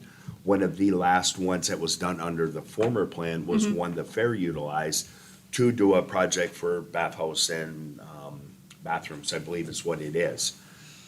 But they were looking at having to file for an extension. So that's why I was saying in previous meetings that, okay, even if it's done to where we could have the potential to apply next year, we're already behind the 8 ball because this other project, and I don't even know that they've started it yet. So what is the hurry with this project, I guess? You're pushing something where the funding's available to start with part of it now that is raised in one of the few departments we have that's self-sufficient That's having their budget versus cut. waiting for, and it can be next year, it could be later in the year when that gets paid out, under the best case or worst case, it's over 2 years out. I know what he said he prefers. I don't know how small of a pavilion he was looking at putting in there. I don't know either. Yeah, I mean, and I don't know. But I would since like we the weren't opportunity- privileged- I would like Right, the- but yeah. we weren't privileged to the conversation that you had with him with that, Had I we just been, I did my work, I did my well, research. no, it should have gone through our administrator. No, And she could have I'm taken that. actually a commissioner and I'm allowed to ask questions. I sit on the Park and Recreation Commission as well. But you didn't bother to consult anybody else who could have also forwarded questions to All go of these along. emails were sent to all of you and our administrator. But it, at no point, yeah. I would like to I get mean, back I- on track. I mean, you didn't give me your, Chair. you didn't give me your findings from your meeting with Hannahville. Hang I on. I didn't go there. Oh, you Point of didn't? order. Oh, okay. Point of order, John, or John. Commissioner Melner. My Sir. point of order, I'd like to stay on track with Mr. Weary up Yes. there, and I do have a couple comments I would like him to address. 4 or 5 months, we gave you the go-ahead on everything. What has changed to the extent that you cannot move forward with this without doing the whole plan over? I mean, getting a site plan, going to Eagle, I mean, we must have spent money, time, effort. What's the main thing that you see that is stopping us right now, if it is, and can it still be done now? Or would you care if it gets finished in the spring? Because I want to see this project go forward. From all the work you've done, all the work and support you got from the board, my only main concern, and Kelly brought it up, or Commissioner Van Ginhoven, I mean, You can call me Kelly, it's fine. well, thank you. You're welcome. I want to be respectful as much You are as I can. respectful. Is after we voted this in spending the $75,000, the grant match, I didn't realize how important that can be because we could get a 3-to-1 match. And to me, Absolutely. that would be the only reason I would not move forward with it this year, because I believe that we can still apply for that, if I'm not mistaken. We need a rec plan We done need a Yeah, rec so we plan. have our 5-year rec plan. Which the Yeah. Parks and Rec Commission wants to work on. Yep. How long would that take? According, well, we had multiple discussions about that, Yeah. right, Steve? And he was under the assumption we could get it done in a few months. The Park and Rec Commission was more like Couple of years? 4, 5. Well, yeah, others, yeah. Well, the biggest thing is, explain to us why we should stop this or not stop this. And can we go through it following all the rules? Again, I want to make it very clear, this has got zero to do with me. I know. This is a decision if the board wants to continue it. I've been honest, I've been forthcoming, and I do got figures. The reason that I don't got figures to put out to the public is because we gotta RFP it. And people can't know what other people would be bidding on certain things. I've been a contractor for over 40 years, still hold a builder's license. One of the other interesting things, I can see the 5-year plan taking 2 years. I think there was discussion in our meeting about that. Oh my God. Now again, it can be done in 5 months and it can be amended. You don't have to, it used to be you had to go from first, second, third, fourth, and fifth project. Talking with John Mays today, you can move them, but you gotta have public hearings. There's a little bit, you gotta go through that whole paper. It takes a little bit to set it up. But can it be done by February? Absolutely. Are you guaranteed to get a grant? No. Are the cost of materials gonna keep going up? They sure are. One of the big things is, my time is very short here. And one of the things I've really been able to give this county was by doing all of the construction on the buildings. And I've got all of the buildings with new roofs and they're in pretty good shape. So you could add maybe another 25,000 if you don't have somebody that can build it. But again, this has got nothing to do with me. It's, if you guys want to take a pause and wait till spring, I'm more than fine with that. I will put no pressure on this board to make a vote to go ahead with it. Am I comfortable going ahead with it? Yes, Are you comfortable now? absolutely.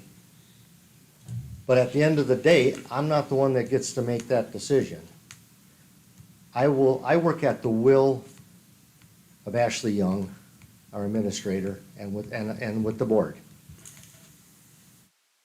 I do not want the parks to be run through the mud. We've done so much for the parks here in the last 14 years. And we put them on the map where it costs a considerable amount of money from the general fund at the end of the year. Now we're not getting support from, we're getting cut, I would say. But I told Ashley, I don't believe we need it. And I think all of us as department heads, when you got a shortfall coming, you gotta all band together and do what's right for the public. I work for the public. So I will work with what you guys tell me to do. If we take the loop and wanna make that all into a day use area, I am okay with that. But there is a major loss of revenue. And I don't know where you'll replace it, because the trust fund isn't gonna give you monthly, yearly, annual revenue, Can I make a comment? huh? I just, Or operational funds. well, that's it, that's what I was gonna bring up. So I think what Steve means is when we're taking out 30,000, we're taking out 30,000 of unrestricted funds that we choose what to do. Yes, we can replace it with trust funds, but those are not gonna pay for salary and wages and such. So that's Yeah. all. So 30,000 is for 10 sites.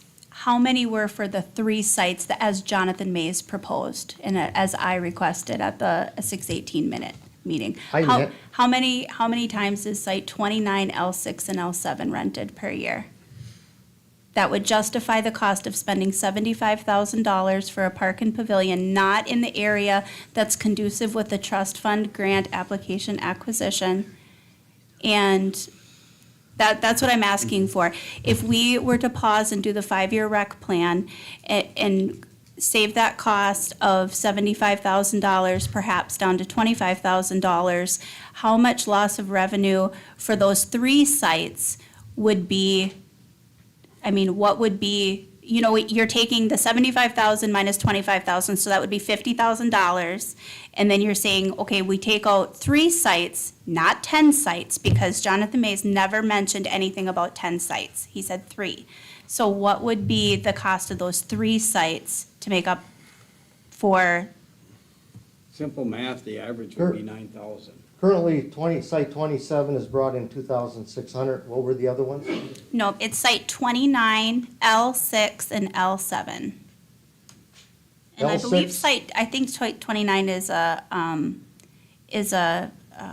what is that, It's in the right-hand corner if you're looking at it. yeah, Yeah. but isn't it seasonal? So they don't pay No, the 35 a not night? seasonal. It's not seasonal? Okay, all right, They're the 3 highest. Actually, 29 is 3,200, okay. L6 is 4,000, and L7 is 4,080. With So that's those, 12,000. Just about. So how much would we have in difference? How many years would it take to justify that loss? You think of it is I'm confused with the 75,000, because it's still gonna take money to build a pavilion. Well, Still- you said that's what was approved, was the 75,000 for you to do this project. You- That's correct. Yep, mhm. So we're not really saving 75,000, because we still gotta put a parking lot in, we still gotta build a pavilion, we still gotta, put a playground and, we wouldn't need a privy. The privy is good, that's one of the things that we do have budgeted to fully refurbish that either this fall or spring. That's why I don't care if this doesn't go till spring, because I can take the handicap ramp and, the privy, and I could do them this fall and do the other in the spring. It might give you guys more time to see if you even really want to do it. Well, we do And- want to do it. And I'm just saying, I've got no skin in the game here, other than being the park manager to manage your properties and to work at what you want to do. Yeah, but you're 12 years, what do you think would be best at this point of what we've already done and what can happen much if money we have we wait spent by already? cost, what's that? Yeah, how much money have we spent already on it? 15? $15,000 is what we spent on it. You know, On what? 15, no, I'm sorry, I'm 15, like, what? 1,500. Okay, that's better. 1,500, I'm sorry, okay. Ashley's like, what? I guess maybe for a better visual, I mean, this little map doesn't, I know John hasn't necessarily been on the ground. You wanna go out, we'll drag a tape measure? Based off the size of what he was talking about, pavilion wise, plus we're having to look at parking. You wanna go out and drag a tape? I would like to, yes. I mean, because we went out and saw it this Yep. past spring, and, Let's go drag a tape, and if there's obviously any individuals there, we can do that. yeah. We can see where that would interact with. I think But I that mean, might it's- lend credence back to where he was It's- talking about the other sites. Yeah, so. and I mean, it's the recommendation of the Parks and Rec to, to pause this until we're able to get all of this information. It wasn't to say that Mr. Weary's documentation wasn't complete. It wasn't to say that he wasn't doing his job. It was just the Parks and Recreation Commission, which it's not an advisory board, it's a commission based on a public act. We have a lot of responsibilities. It's not an advisory board. So, we have to start calling it the Parks and Rec Commission. And so, that was the recommendation, was to pause this. And I would hate for this Board of Commissioners to go against the recommendation of the Parks and Recreation Commission What was the reason for the pause? because of the. Archaeological? Well, right, I had not had and the other- opportunity to read that prior. That And was other why. information that had not been presented since the 6/18 meeting. No master plan? Right. The archaeological thing, but That should go back, I mean, I thought we're kind of in agreement on that. That should go back to the Park yeah, and but a Rec master Commission. plan could come back and say, we're not gonna build nothing there because we No, don't want it so, because no, of, that- it that's could, an- it no, could. No, time out. different, Steve. Yeah, Time out. we are all, no, sorry, we are all under the agreement that this project needs to happen. I believe on the Park and Rec Commission as well. It's just the location of where it's supposed to happen and how it's supposed to happen following proper processes, that's all. Okay, Commissioner, Okay. so, sorry. we gonna have more discussion, or? Yeah, I just a got, I comment. got one more thing to So say. I'm listening to all the sides, and, so we're worried about the 5-year rec plan, and we could use that for trust funds, right? And we don't wanna remove the sites because that's unrestricted revenue. So if we wait till spring, when we have this 5-year rec plan, and we apply, can we apply it in the location that has been, I guess, altered, because we, the one that Mr. Weary presented at the Parks and Rec Commission, put it there, we could still maybe, we could apply, not could- guaranteeing we'll get it. Yeah, But then we're also not losing our unrestricted revenue. Right, because the emails that I've read from John Mays in the past, and then the one he just sent to us today, which was sent to all commissioners and to you, said that moving the day use away from the beach and the lake or the river access was not conducive with our original application. Would that mean that they would then deny the grant if it was in a different place? I don't know. We're not But moving it though. Yeah, we're not moving The it. We're not. DUS is still staying where it's at. There's no We're not plans like, of well, Well, but ever but moving it. yeah, but he said that putting them in two separate places would be confusing. In his opinion, I'm not saying that I No, I agree, was gonna but, say though, yeah. if you're coming in the way you come in now, the day use is still there. Yep. If you come in circle, it's an arrow, beach, pavilion.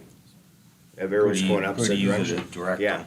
I'm just saying we gotta follow Yeah. proper I'd like to make a process. recommendation to this county board to wait till spring. There is absolutely no way this project is gonna get on board this year.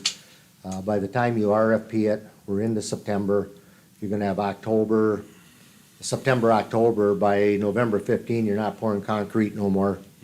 I would just as soon get the handicap ramp in, which would be very nice for the people. Alter the vault toilet. I'd like to give you guys the extra time to do your due diligence, to research. And I said from day one, there is no urgency, other than things will continue to cost more. You're never gonna save a penny. It's still gonna cost the same for a pavilion and all the stuff you gotta do. And keep in mind, you're not guaranteed to get any money, and I'll bet you're 3 to 5 years out before you'll ever get one. I've been doing this a long time too, but out of all due respect, this is a big decision. And this is something that's gonna be there forever. And I want all the liability taken off of the county, all the liability taken off of the park, because I don't know what will be presented next month. So as far as I'm concerned, like I say, I don't know if I'm gonna retire in May, or if I'm gonna have 4 or 5 years. I don't know. But, We don't want you to retire. it's gonna, it's real, but I've been a businessman all my life. If I was to use the business aspect of it, I'd do it tomorrow and I'd keep the revenue. But this is not my private business. I can only try to run it, so financially we're sound, and over the last 14 years, I think we did a pretty darn good job. And I think that at the end of the day, I think you guys would still be pretty proud of the fact that we diverted from all the wetlands. So I think that that's a big hurdle in itself. This is totally up to you guys. I only work under your directivity and I work for the people. And I think unless you have more questions for me, I provided you with everything you need to base your Thank you. decision. Thank you, Thanks, Steve. We Okay. appreciate you. Thank you. Okay. Any more discussion? What's the motion? The motion is to take the recommendation of the Parks and Recreation Commission and put a pause on the project at O.B. Fuller Park and Pavilion, or the pavilion project at O.B. Fuller Park. Because of what we talked about, That's just the motion. Yeah, that's I mean, just the I know that motion. ain't part of the That's what motion. we've been discussing. Right. Yeah. No, I know that, but I'm, There's no specific reason, it's No. just, we're taking the recommendation from the Parks and Recreation Commission. what weight does our manager have of the parks? It doesn't have anything, because he said he would do it tomorrow. Well, It was a we're- it was a 4-2 we're missing some vote. pieces to start tomorrow, in my opinion. No, I know that, but I mean, I mean, we gave them the go-ahead for months, and someone threw us for a loop right now, that's all. Yes.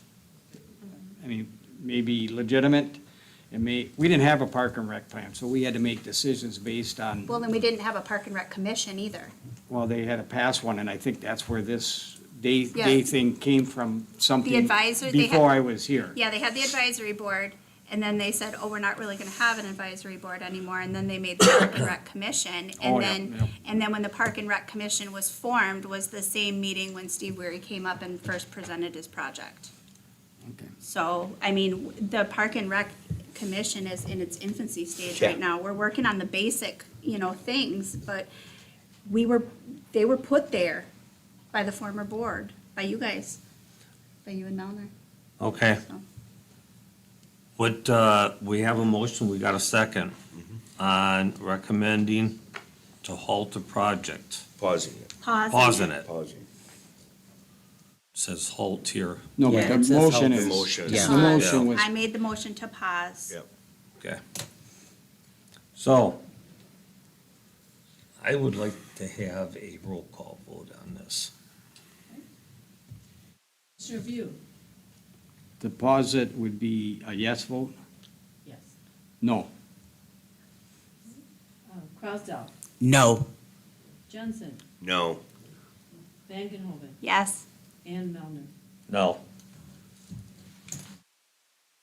So what does that mean now? So he gets It's not the, paused. it's not paused. It's not paused, okay. So- Not paused.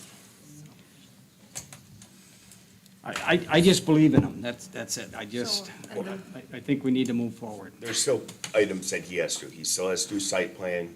No, he said he would Right. follow every rule and regulation, Yep. and if something popped up, yep, okay, thank you. So he does have to do a site plan before he can go Well, on yeah. Brush Hog? Yeah. Whatever. He still has to bring that stuff back to the park commission. Okay. We still need specs done for RFPs to be presented.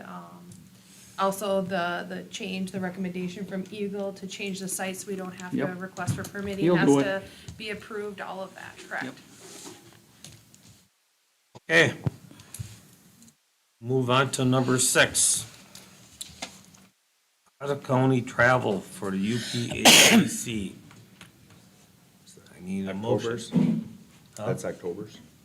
That is October 17th, if I'm not mistaken. 17th and 18th. 17th and 18th.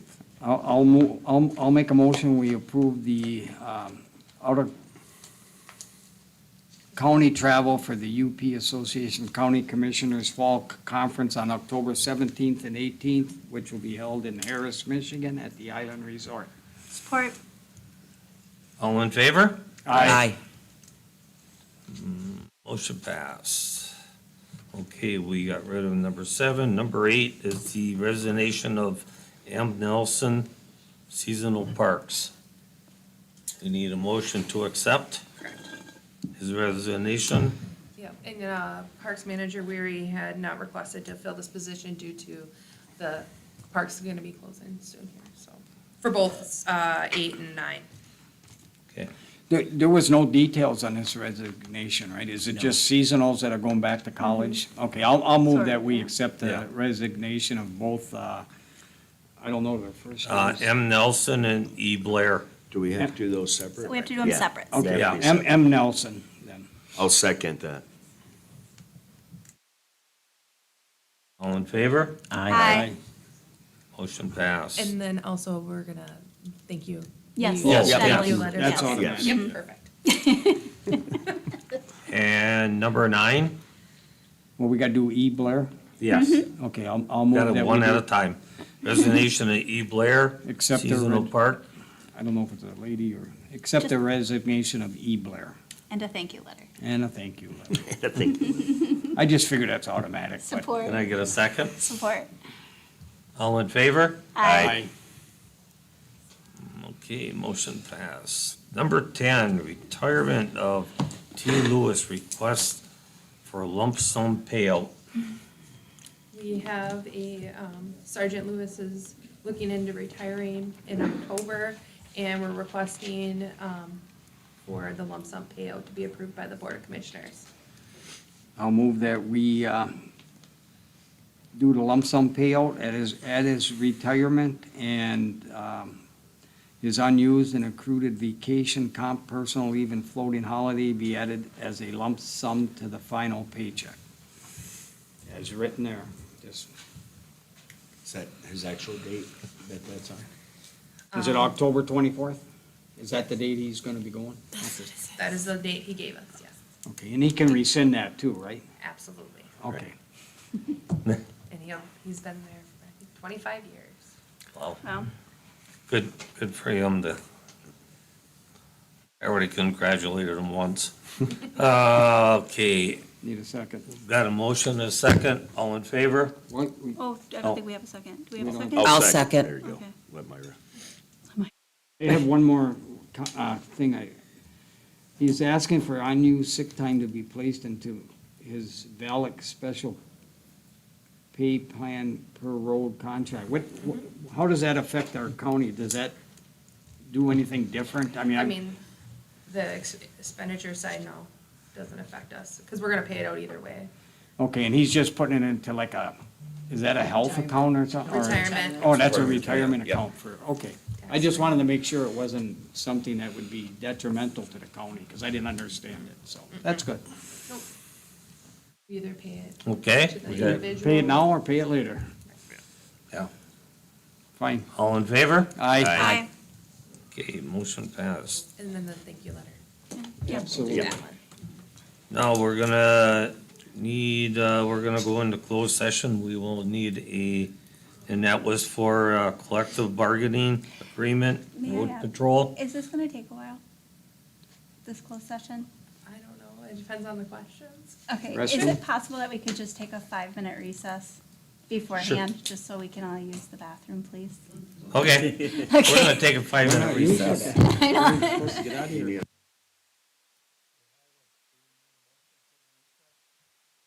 Can I make a motion that we take a 5-minute recess, please? I'll second. All in favor? Aye. Like, go to the bathroom.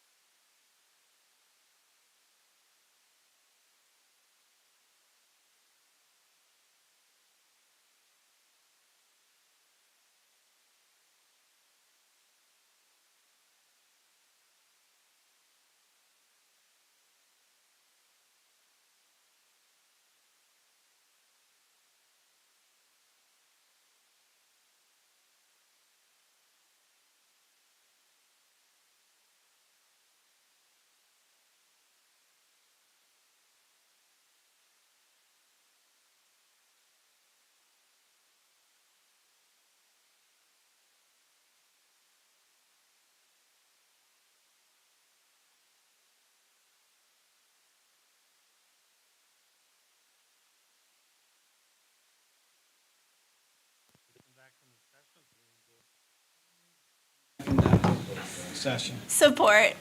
Okay, all in favor? Aye.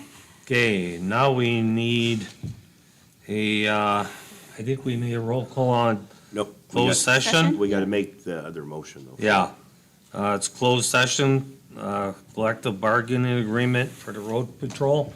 And that's in accordance with, Oh, yep.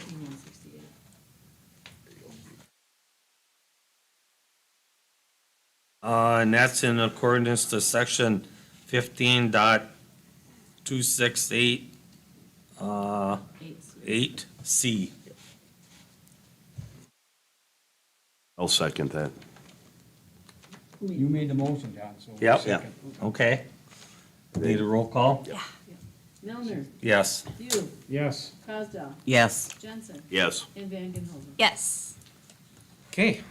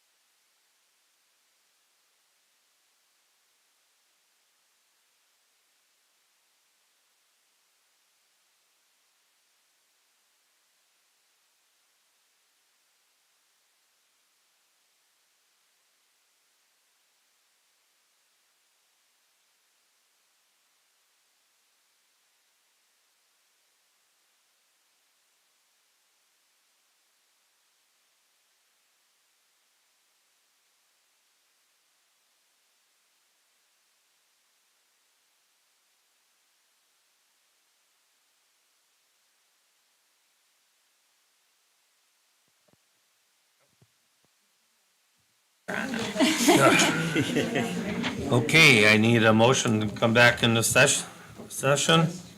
So moved. Support. All in favor? Aye. And let's see here. That motion passed. Oh, let's see here.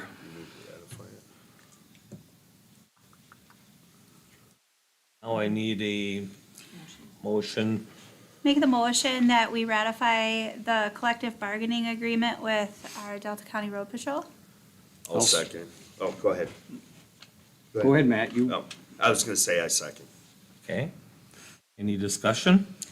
Yeah, I'd just like to let the public know that it was a lot of hard work by Commissioner Jensen and our administrator, Ms. Young.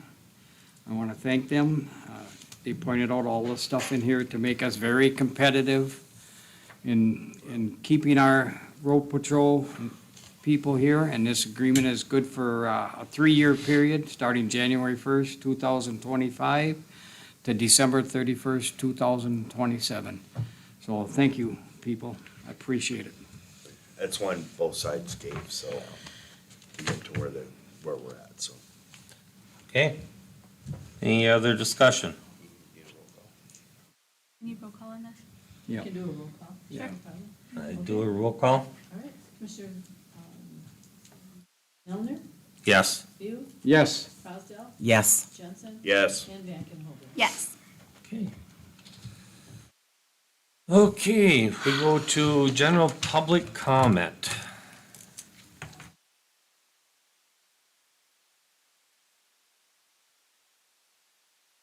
Chris Williams, Ford River Township. In all the discussion about O.B. Fuller Park, one of the things that was never discussed was why. Why were you having the conversation that you were having? Why was day use a topic? Why is day use having to be reinstituted? Why? Do a root cause analysis. What you would determine is that prior to the Conservation District, under its former leadership and board, it eliminated day use from O.B. Fuller Park. Eliminated day use. That day use is for our residents.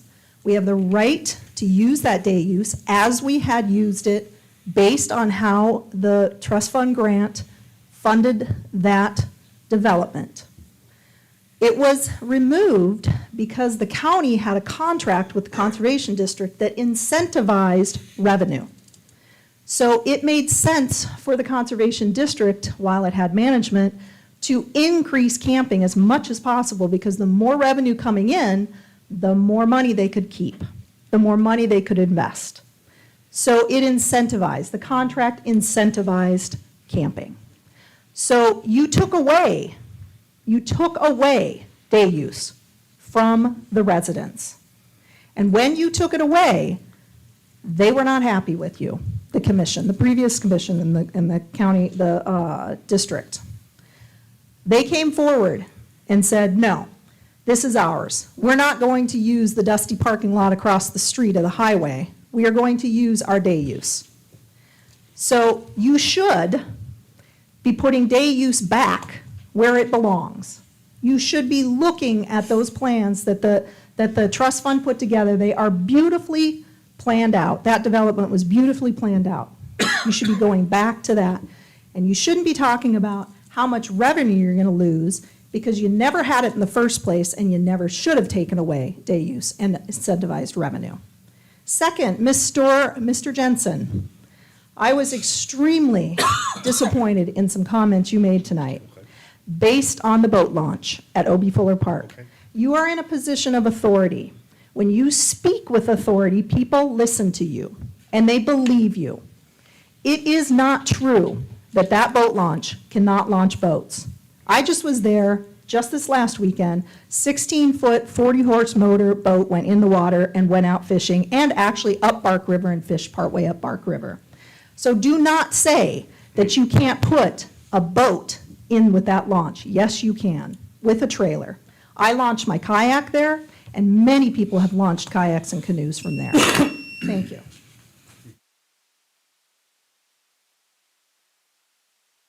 Any other public comment or general comment?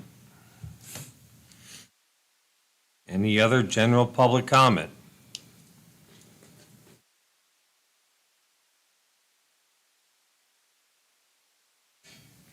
Cheryl Corbier, Escanaba. You all know that Fuller Park is my passion. I was one of the ones that fought hardest to get the day use back. Part of the day use and part of the grant funding was, and Rory was supposed to, as with the Conservation District, they were supposed to clear out the brush along the river, all the deadfalls, that was supposed to be removed. That's never been done.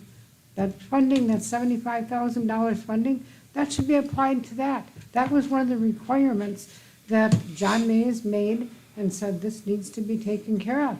The day use where they were talking to reduce the campsites in that area, they are losing so much money with the seasonal campsites. Those seasonal campsites pay $16 a night. That's less than people that do rustic camping, and they don't even have that anymore. They are over-utilizing the park, they're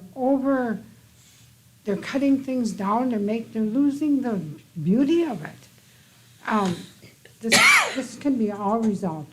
The eliminating of those sites along the lake, when you have seasonal sites and people there for a long time, they take ownership, and they don't want people near their sites. This is not a private campground.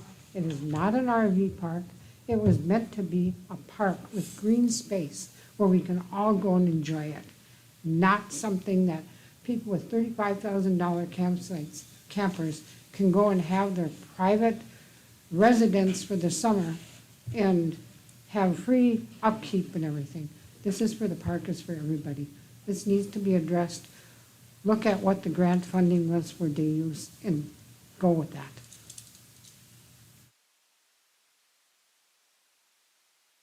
Any other general public comment? Any other general public comment? Any other general public comment? Seeing none, general public comment is closed. Commissioner comments. Commissioner Grosdell. Yes, I will keep it very short. I just want to say congratulations to Nancy on her award. Kudos. And I would like to thank our administrator, Ashley Young, and Commissioner Melner and Jensen for the hard work that they had done on the budget.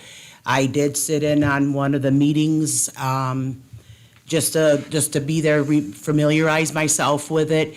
And I seen them going line by line of everything that was in that budget. So thank you very much. And you all have a good night, and thank you for attending. Commissioner Veal. I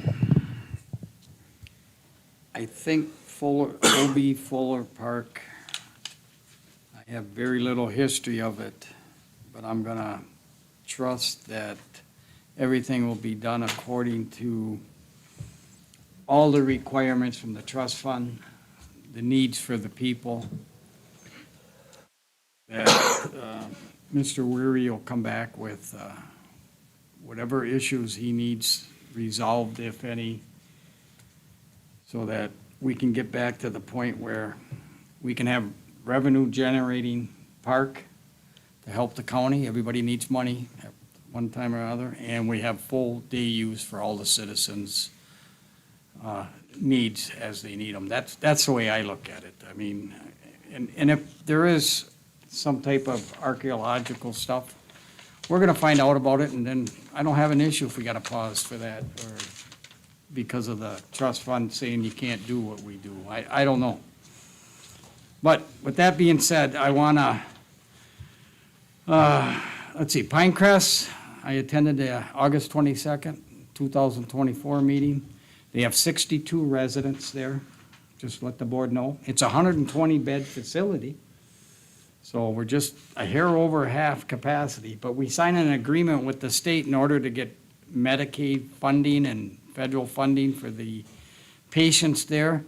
We have to downsize to 80%, 85% of the capacity to get the funding, otherwise we don't get it. So right now, the facility is maximum they could have there is 69 beds, which to me seems counterproductive to have a 120 bed facility and you have to go down to 69. So we're working on trying to get that number up if we can. We just did all the policies for Pinecrest. We had special meetings, big stack of them, and we got that pretty much under control with the whole board, all 3 counties. They do have an employee of the month. Mason W., 29 years there, was the employee of the month.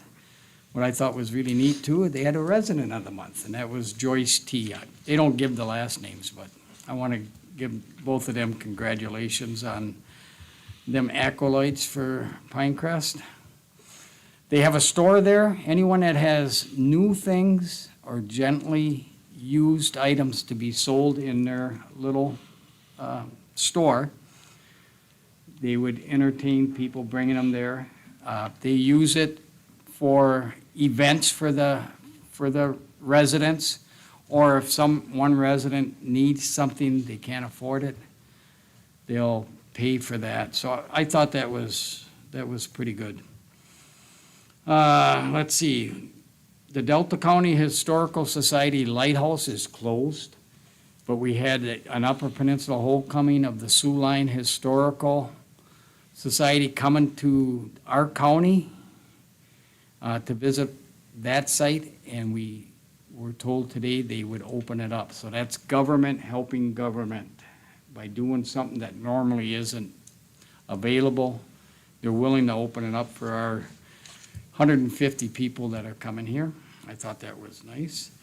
We also are going to have on Friday, what is that, Friday, what day is Friday, the 14th? Or is that the 13th? We're gonna have Railroad Day at the village. Everyone that just visited the village, you had to pay $6 to get in. This will be free for all those that say, I ain't paying $6 to get in there. Now you have an opportunity. They're gonna have that whole thing open from 10 o'clock to 4 o'clock for the community to go in there and watch the blacksmith, buy your ice cream or whatever else they have going on there. I just thought I'd let that out to everybody. I wish the people at Bessie Forest who just closed, I don't know the Swedish company's name that bought them, but I would recommend if they lost, all the employees lost their jobs over the last month or so. And I hope they utilize Michigan Works. I think Michigan Works can help them out, get them some education, retrain them, find jobs, help with resumes. So I'm on that board, so I'm pushing for that because I think it's a good opportunity for a lot of these employees. Some of them have been there for 25 years. I had one call me up, he's just devastated. I sent him that way. Opioid meeting this Friday, 10 o'clock, public welcome. Who knows what's gonna happen there? Nancy, well, the public come in, we can get a lot of stuff done. Nancy, good job. Thank you. Thank you. Or is it just normal for you to be good? It's just. I figured that. And one little fun fact, the DNR Pocket Park, in case you haven't noticed, it's shaped like the Upper Peninsula. I never noticed it. Until I was involved in something. I mean, maybe most of you did, and I was left way behind, so. I'm sure there's somebody out there that didn't know that. So, thanks for public comment, and I'll pass the wand on to the next commissioner. I'll pass, thank you. I was gonna say, as you know, we've been working on, Go for it. I was gonna say with the fuel branding agreements for the airport, we've gone through one already, we'll have another coming up here shortly. And, it's good to be towards seeing the light at the end of the tunnel on this proposal of the budget, so thank you to both of you guys for your help getting through that. We had, that's one down, we have what, 4 more contracts now? Yeah, 4 Yep, more. you are So correct. 4 more, we're looking at before the end of December, right? Before the end of the year. So, there's still, quite a bit of work with that going forward as well. So, those are gonna be big ones that will definitely, take up a lot of time and patience. So, I'm confident we'll get there. But again, like even this one, it will have its challenges. So, we will get there though. Nancy? No, well, thank you. Thank you, everybody. Better say something. It's quite an honor. Yes. Administrator Young? Just, I'd like to congratulate Nancy. You've been a remarkable person in, my year of being an administrator, 1.5 years. And, you've definitely dedicated your life to public service, so thank you. Myself, I went to my first emergency management, and I was amazed at how many people were in this room from all different entities. I mean, we had Gladstone, we had state police, we had Escanaba State City Police, we had Sheriff Department, numerous fire departments. And I can tell you this, if we ever do have an emergency in this county, I think we are very well prepared to handle it. Hopefully, it'll never happen. But I thank you, and good night. Nope. Well, Gotta do the I got- other stuff. You do this all the time. I know. Well, it's getting close, you know? Getting close. The meeting schedule, regular board meeting of commissioners, meeting, May, 9/17/24 at 5:15 right here. And a regular Board of Commissioner meeting on 10/1/24 at 5:15 right here. 30-day notices. There is 30-day notice of appointment on the data board, Department of Human Services, Soldiers and Sailors Relief Commission, Building Authority, Airport, Construction and Zoning, Board of Appeals, Land Bank, Park and Recreation Commission, and Planning Commission. Now, some of these appointments, there's people that are having their time, term come up, that's why they're on there. So if anybody's interested, you can always put your name in. And on that, I was just gonna remind you that there are 3 meetings scheduled for October. Okay, thank you. yep. And I need a motion to adjourn. So move. Support, I'll second. all in favor? Aye.